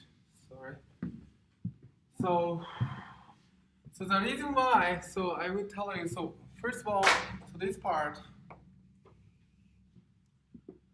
is given by given here. Indeed, you need to take a pairing. So as I mentioned, so BAB here is the solution of the holomorphic. So BAB is equal to 0. If you take conformal gauge, it becomes the. Okay. So this is called a holomorphic. The holomorphic quadratic differential. And as I mentioned, so this one can be identified a cotangent bundle of the Hypermorphic space or modular space of Riemann surface. So this can be identified, the space of holomorphic correct form. Okay. And then what can be paired with cotangent bundle? What can be paired with cotangent bundle?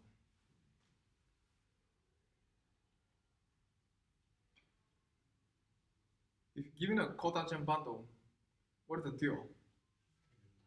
Tangent bundle, good. So the tangent bundle, so we want to consider tangent bundle of mg, okay? Okay, and we know that this mg, the modular space of, so modular space of Riemann surface is parameter as t. So this t can be understood as some kind of Fencher-Nielsen coordinate. Okay, t can be understood as Fencher-Nielsen type coordinate. So therefore, this t is a local coordinate of the modular space of not flat condition, modular space of Riemann surface. Okay. So therefore, if you take derivative with respect to t, so okay, this is t derivative. Okay. So therefore, if you take derivative HAB, this will parameterize. This is the section of tangent vector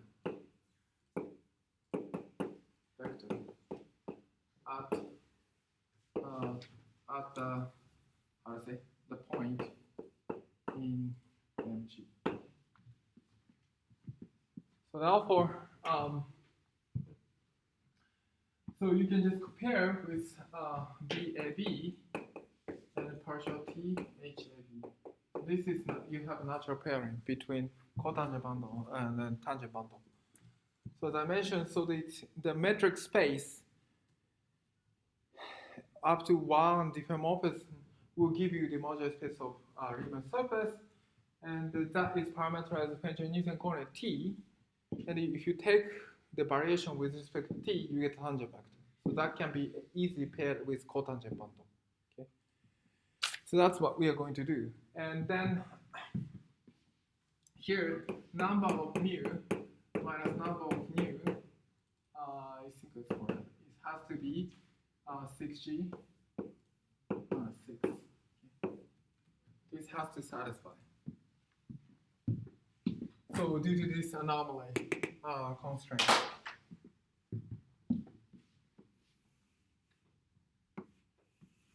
Okay.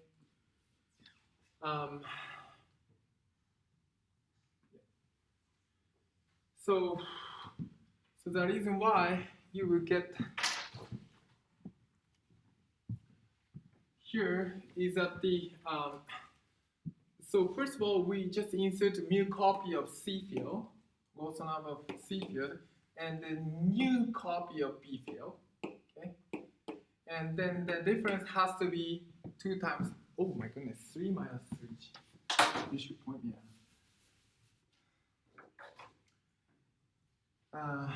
6 minus 6g, sorry. 6 minus 6g. Right? Correct, right? So this one has to be equal to number of C minus number of B. Okay? Number of C minus number of B has to be 2 times 3 minus 3g. It's homomorphic, anti-homomorphic part. Okay?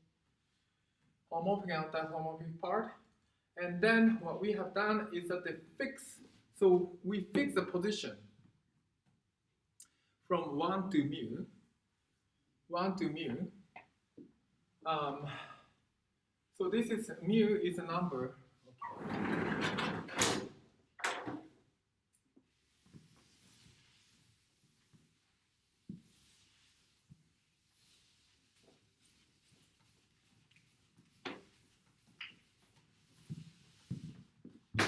So mu is a number of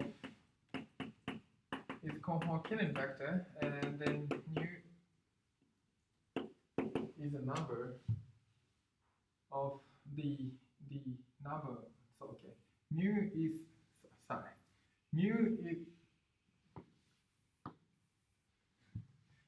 number of conformal vector. Nu is number of metric moduli.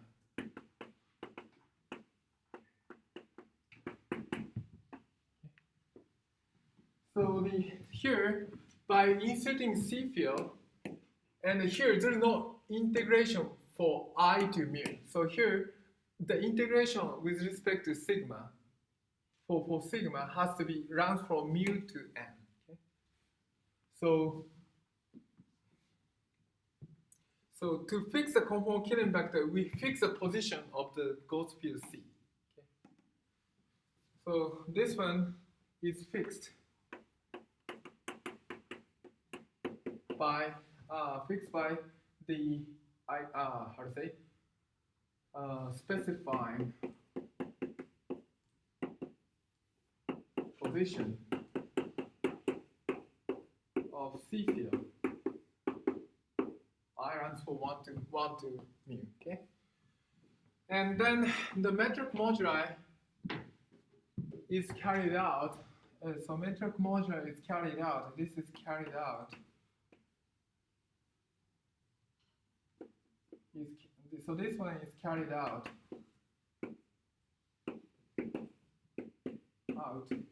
by inserting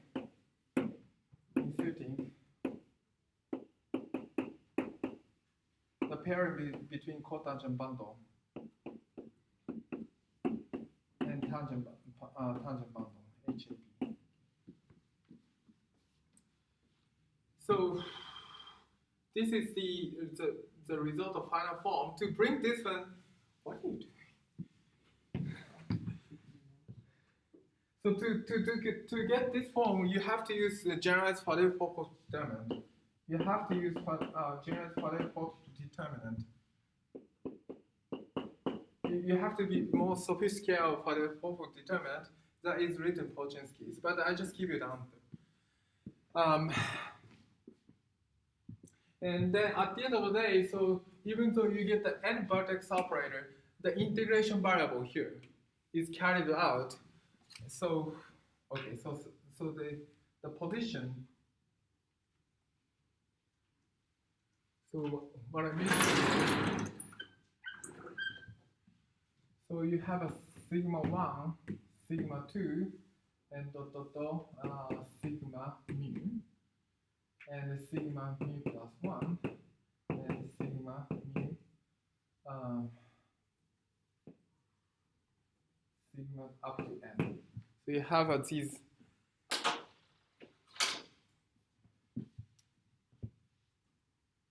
this insertion of the vertex operator. So at each point you have a vertex operator of this one. But the position of up to mu is fixed, and it comes with phi field. It comes with again C field. Okay, so it has to be fixed to kill the degrees of freedom conform killing vector. Okay, and the other part should be integrated out. So this degrees of freedom should be integrated out. The other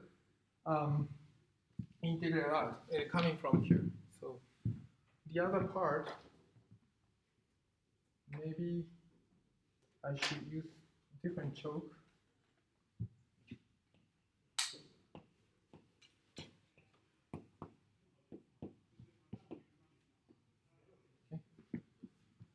Different choke color, and then so this one is coming from here, and then the other vertex operator will be the position has to be integrated out. So this one has to be integrated out. So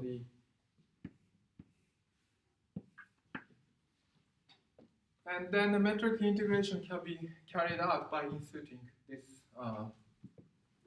pairing. You have two metrics. Which one? So you have a metric. Oh, thank you very much. So here is enough. That's what you mean.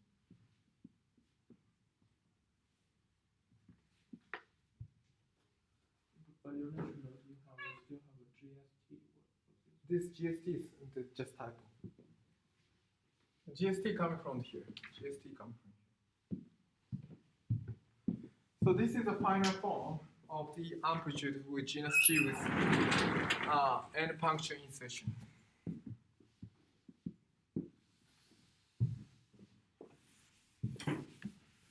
So let's do the explicit computation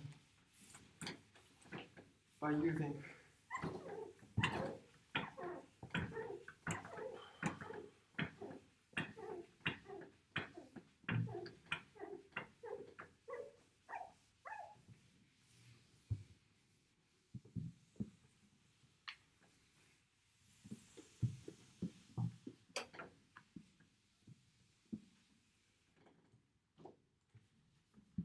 Oh, did I write correctly? Oh, yeah. Okay. So therefore here we assume that the dimension of modular space is equal to nu. Okay, so that's the here.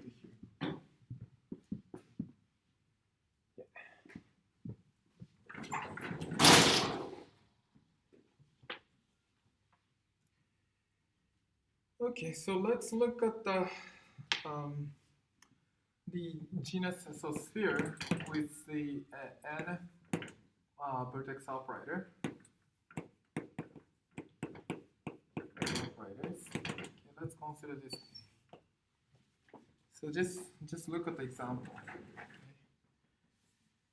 So then, this can be written as so the amplitude sphere with bunch of insertion is equal to there is no metric modular as I mentioned, and g equals 0, 0, but the mu has to be equal to 6. Okay. Mu has to be equal to 6. So what I will do is GST minus 2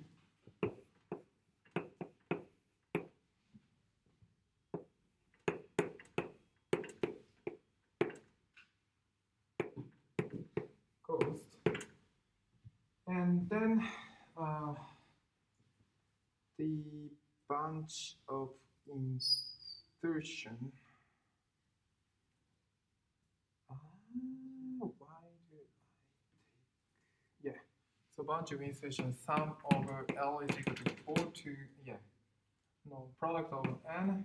I think I should write a d sigma L. And product of I is equal to 1 to 3 and C bar. This is its schematic. And then ghost field GST is current H B J. J onto 1 to n. So this is the form. So to bring this form, my students are doing by just looking at the personal laptop. So here there is no metric moduli, so you can ignore this part. And then so you don't need to have insertion. And here, so nu is equal to 6. So you have an insertion from mu is equal to 6. So therefore you have 1 to 6. So here what I meant is holomorphic one is 3 copy, anti-holomorphic is 3 copy. That's what you mean, the 6 copy in total. And the integration has to be carried out from the position apart from this position of the C bar.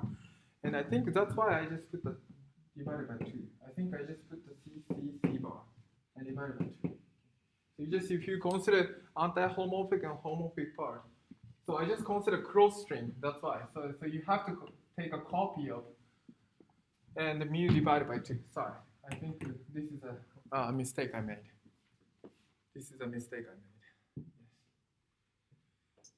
So each point is fixed by you just coming from holomorphic, anti-holomorphic part, copy, and then you just fix by mu over 2. That's what we need to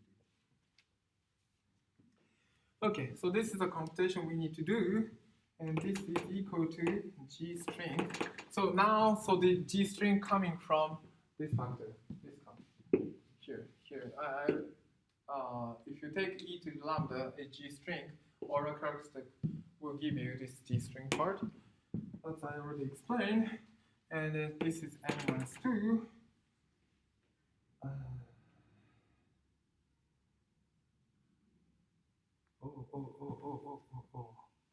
Sorry. You're right. What you said is correct. Sorry. At each copy, if you depends on how you include. So then it's okay. Let's go Gn. Then it should be minus 2. Minus 2 coming from sphere order characteristic, and n insertion will give you another copy, and then you get the n minus 2. That is order characteristic of sigma Gn. Okay, and then so what we need to do is go to n d squared sigma L product of j equal to 1 to n square root h bj, and then c bar c1 sigma 1 and cc bar sigma 2 and cc bar sigma 3. That's the expectation value we need to take.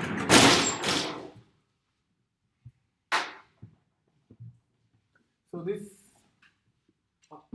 sorry, I think I missed the expectation value. So it's inside a path integral, so therefore this is expectation value. And this is matter sector, and this is ghost sector. So matter sector means if you do the path integral of this one, you only see this S sigma part, okay? And then if you do the path integral here, you only see ghost part. That's what it means. It's just factorized. Now let's compute.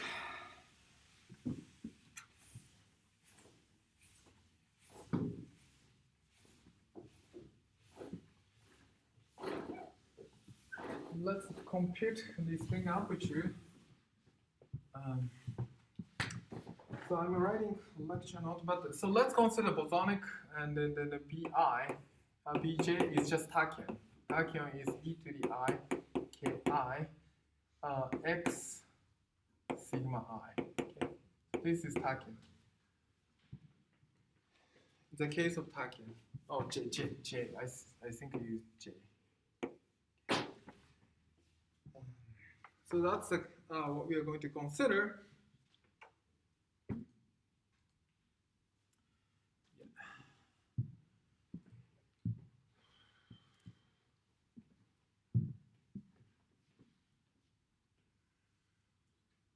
Okay. And the matter sector you can just easily compute by using the OPE of this vertex operator. That's you guys already knew that. So in the homework, I already asked you to do the OPE of this Bj of x. This can be some up to constant, some constant. You just impose the delta function, the momentum conservation, sum of ki. Okay, and then so this factor really come from OPE of the vertex operator. So this one I already asked you to do that in the homework. Ki dot kj. So this can be easily computed by OPE.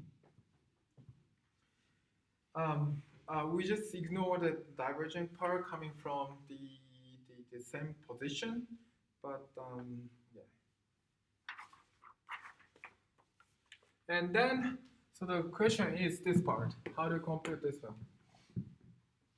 So the question is how to compute the CC bar sigma 1, or I now consider the other homomorphic coordinate CC bar and C2 bar and CC bar C3 bar, and it goes through. So that's what we want to compute. And we know this, so this C is responsible for conformal killing vector, so that we have the only look at the zero mode of this conformal killing vector C2 Z square, and the C bar has to be C0 plus C1 star Z bar plus C2 star and Z bar square. And then do the path integral is DC bar, and plug into this one some constant with this insertion CC bar Z1 bar, CC bar Z2 bar, and CC bar Z3 bar. Okay.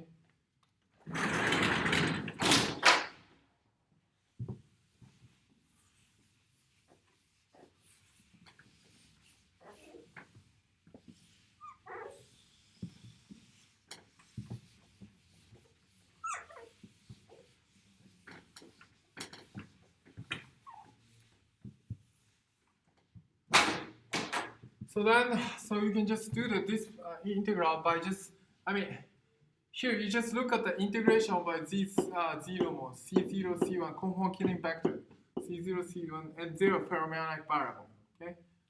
And this integral reduces the following, so determinant of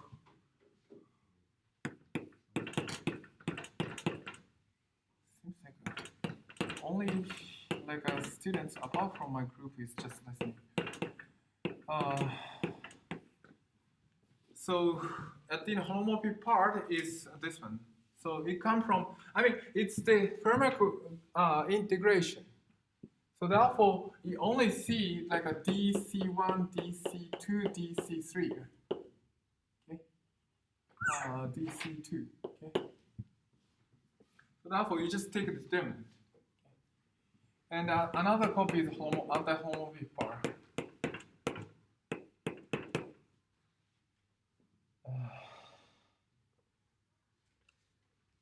Okay. What I'm writing. you just take other homomorphic part. Okay, so this integration, so each homomorphic part will give you just a z1 and z1 square, okay? And then we want to integrate the c1, c2, c2. So each ghost insertion, we will pick one of them, out of three, okay? One out of three. That's determinant. And also the same thing. This one, you just pick some of the other copy of C2, C3, and C3. So that you end up with just determinant, this integral. And this will give you some number, okay, some coefficient. I call it ghost, C ghost. And then you get the C1, 2, square C2, 3, square C3, 1. So you just carry out just the determinant. So at the end of the day, so what you get, for instance, and then you just focus on when n equal to 4 case, it's 4-point amplitude, so the A04 is equal to G string square as some number, C coefficient, some coefficient. I shouldn't use C actually. Okay, let's use some other variable. I don't want to. Let's use n. That's too confusing. And then I should call this n. Number. Some number and x times n ghost. And then so you have 2 pi, so you have a moment conservation delta d. Did I write d here? Yeah, d here. Momentum conservation of the vertex operator, and the integral of dc4, and then dij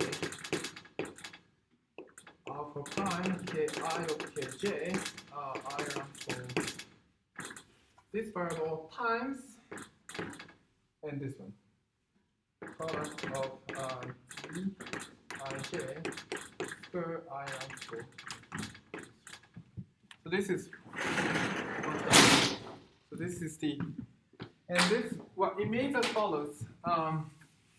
As I mentioned, or I think did you give your homework? So if you have the whole point on a sphere, it's a sphere, you can use a stereographic projection from whatever, north pole, south pole. You just pick, and the 4 point can be always moved 0.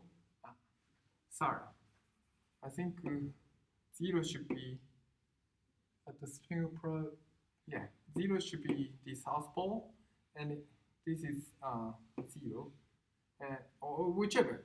Maybe I call it 0 here, and this is infinity, and there's a 1 here.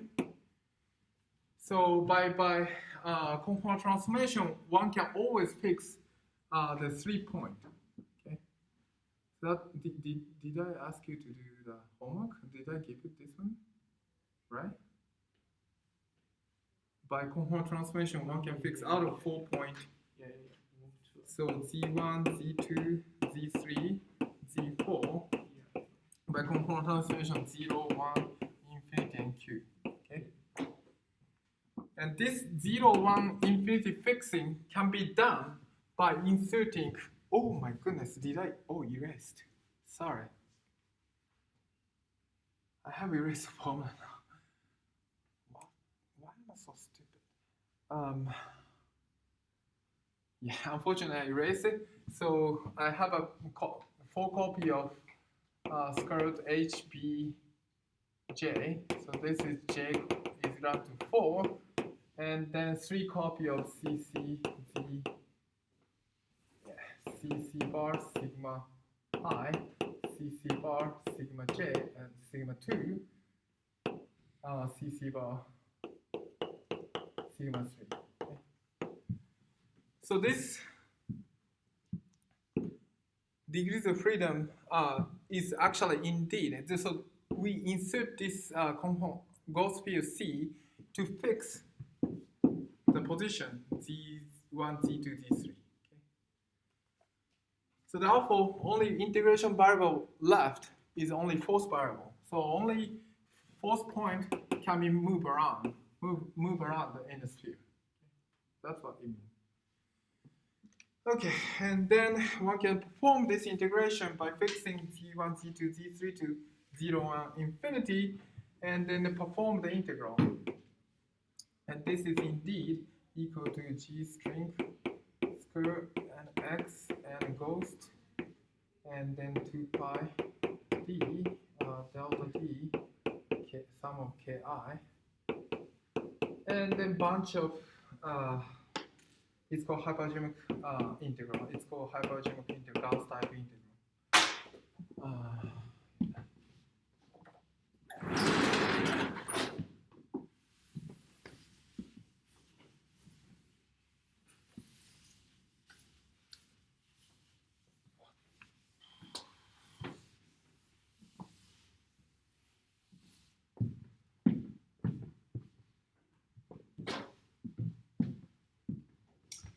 Okay, so Gauss type integral, and at the end of the day, and this BAB C is the d squared z to a minus 2. It's continuing, and 1 minus z to b minus 2 is pi gamma a gamma b gamma c. This is gamma a plus b, gamma b plus c, gamma c plus a, where they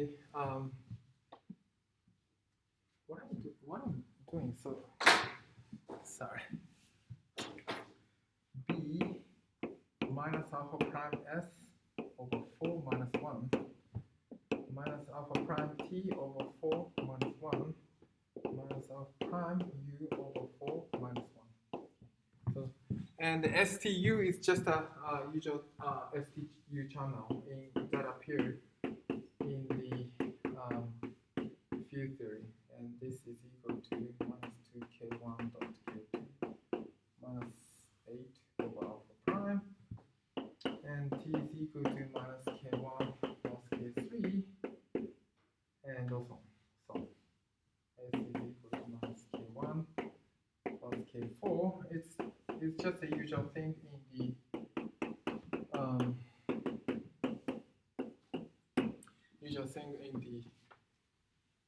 in the field theory. Okay, so just plug this value into this ABC. You get the amplitude, 4-point amplitude string theory. So this is called this is cross string version. So this is Shapiro Virasoro. I would have forgotten. So Shapiro and Virasoro. So this one I don't know when it was computed, but open string version was first carried out Veneziano. You can do the same thing for open string. You just forget about the anti-homomorphic part and so on. Just appropriately impose the boundary condition open string, and then so this is cross string.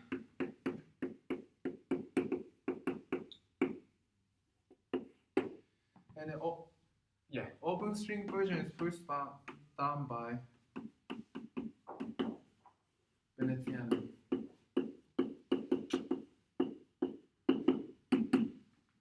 And then I really forgot I think 69, 8, 7. So 1967. And to originally his motivation is actually to try to explain about the QCD. So this can be under 67, are you sure? Maybe you're right. Yeah, I think you're right. Actually, Veneziano came to the physics experiment and gave a colloquium a few years ago.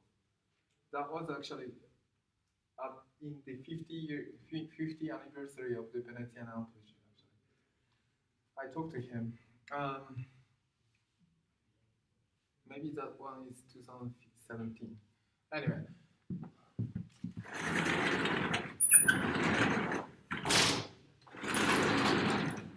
So that 68 is okay. 68. So that can be understood as birth of string theory. Birth of string theory. This was, and then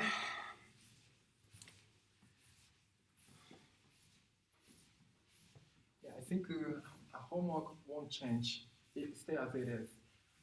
I think homework should be stay as it is. I don't think I have time to talk about the torus amplitude.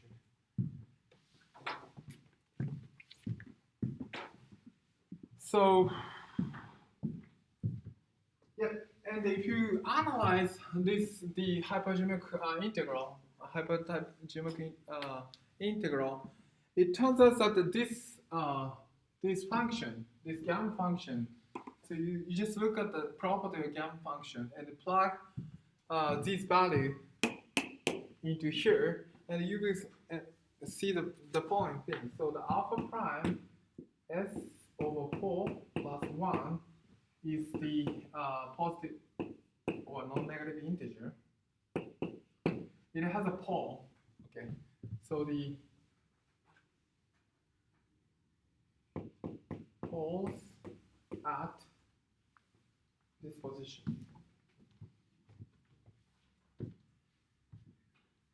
So you just plug that one into there. You will see that. So this pole really coming from once you plug this one into here. Okay, into here. And the gamma function, you know gamma function, right? Essentially, gamma k is indeed k factorial. Okay, k factorial. If k is positive, okay, if k is negative integer, it becomes the, how to say, it gives pole. Okay? That's exactly what happens. So if you plug that one into here, and then if it is negative, it has a pole. It becomes pole. That's the position of pole.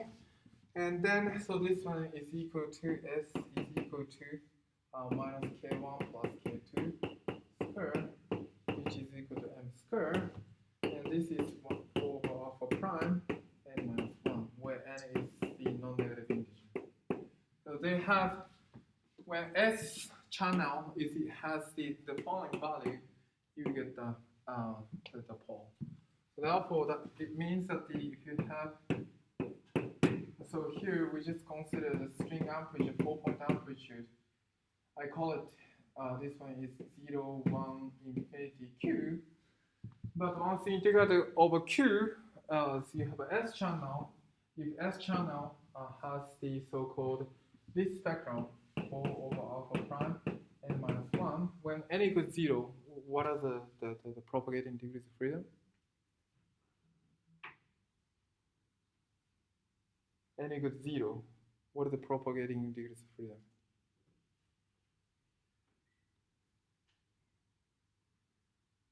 Mass square is equal to 4 over alpha prime minus 1 times minus 1. What is it? What's this state? Tachyon, good. So mass square is negative, so you have a tachyon. N equal to 1, it becomes massless.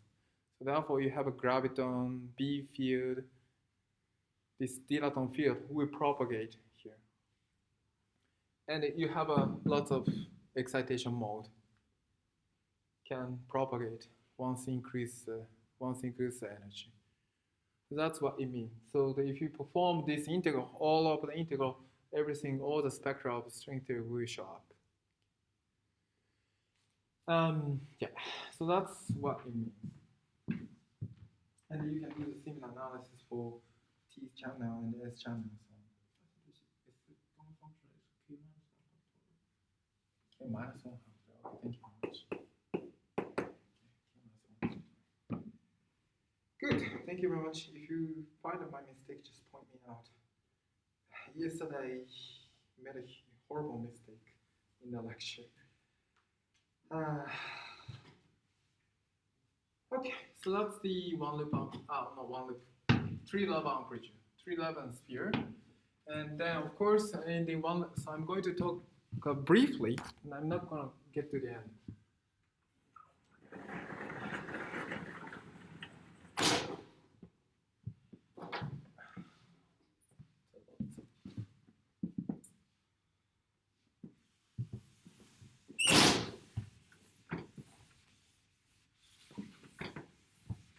Good. So, as I mentioned, so we just flatten the so the sphere with endpoint, vertex operator is just a flattened tree-level amplitude, okay? Tree-level Feynman graph. So then one loop amplitude is of course is something like this one. Is flatten this Feynman diagram with loop correction. Okay. So let's try to compute this torus loop amplitude. Next.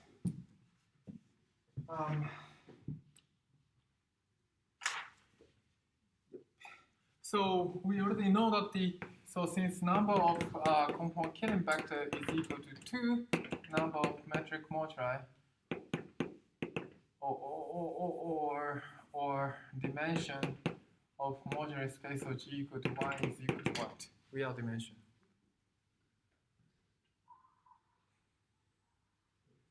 Huh? Good. 2. So the difference is 0. That is Euler crystal group torus. Okay.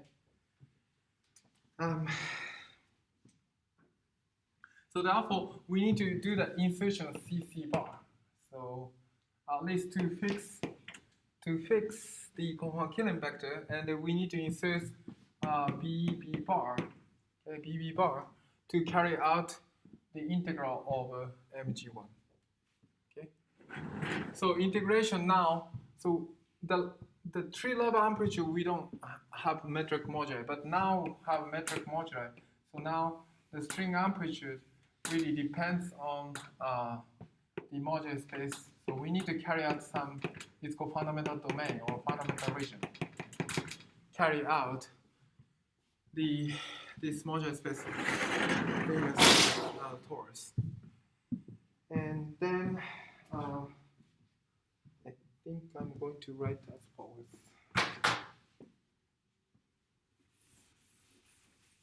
So then, yeah, so unfortunately I don't have, I don't think, yeah, I cannot get to the end. So homework stay as it is. I was planning to do it. Okay. So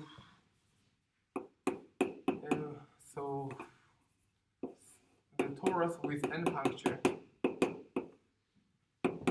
is equal to G string or recurrence n, and then some numerical factor which I'm not the some numerical factor, the tau square fundamental domain, and we need to insert b integration over tau h and b integration under homomorphic h, and then CC bar, and then we have square root h b1. So this one is fixed, and the position is fixed. And now times j equal to 2n d square sigma l square root h bj. So since we insert 2 copies of the CC bar, so one of the vertex operator position is fixed. And then we need to carry out the integration over the other variable. So this is general form of the,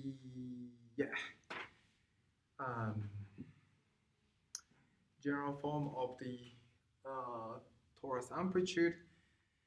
And next time I will start how to explain how to compute this guy. Okay. And then of course, as you can easily imagine, so if n is equal to 0, it's just a contribution to vacuum amplitude. It's vacuum amplitude to the quantum correction to vacuum amplitude. Okay. And then its torus partition function. So from here you will get the so-called Dedekind add function, and that you enjoy the PSL to the mapping class group action, PSL to the action of the torus. Okay. So that's what we're going to learn. Okay, let's stop here. So if you have questions, just tell me.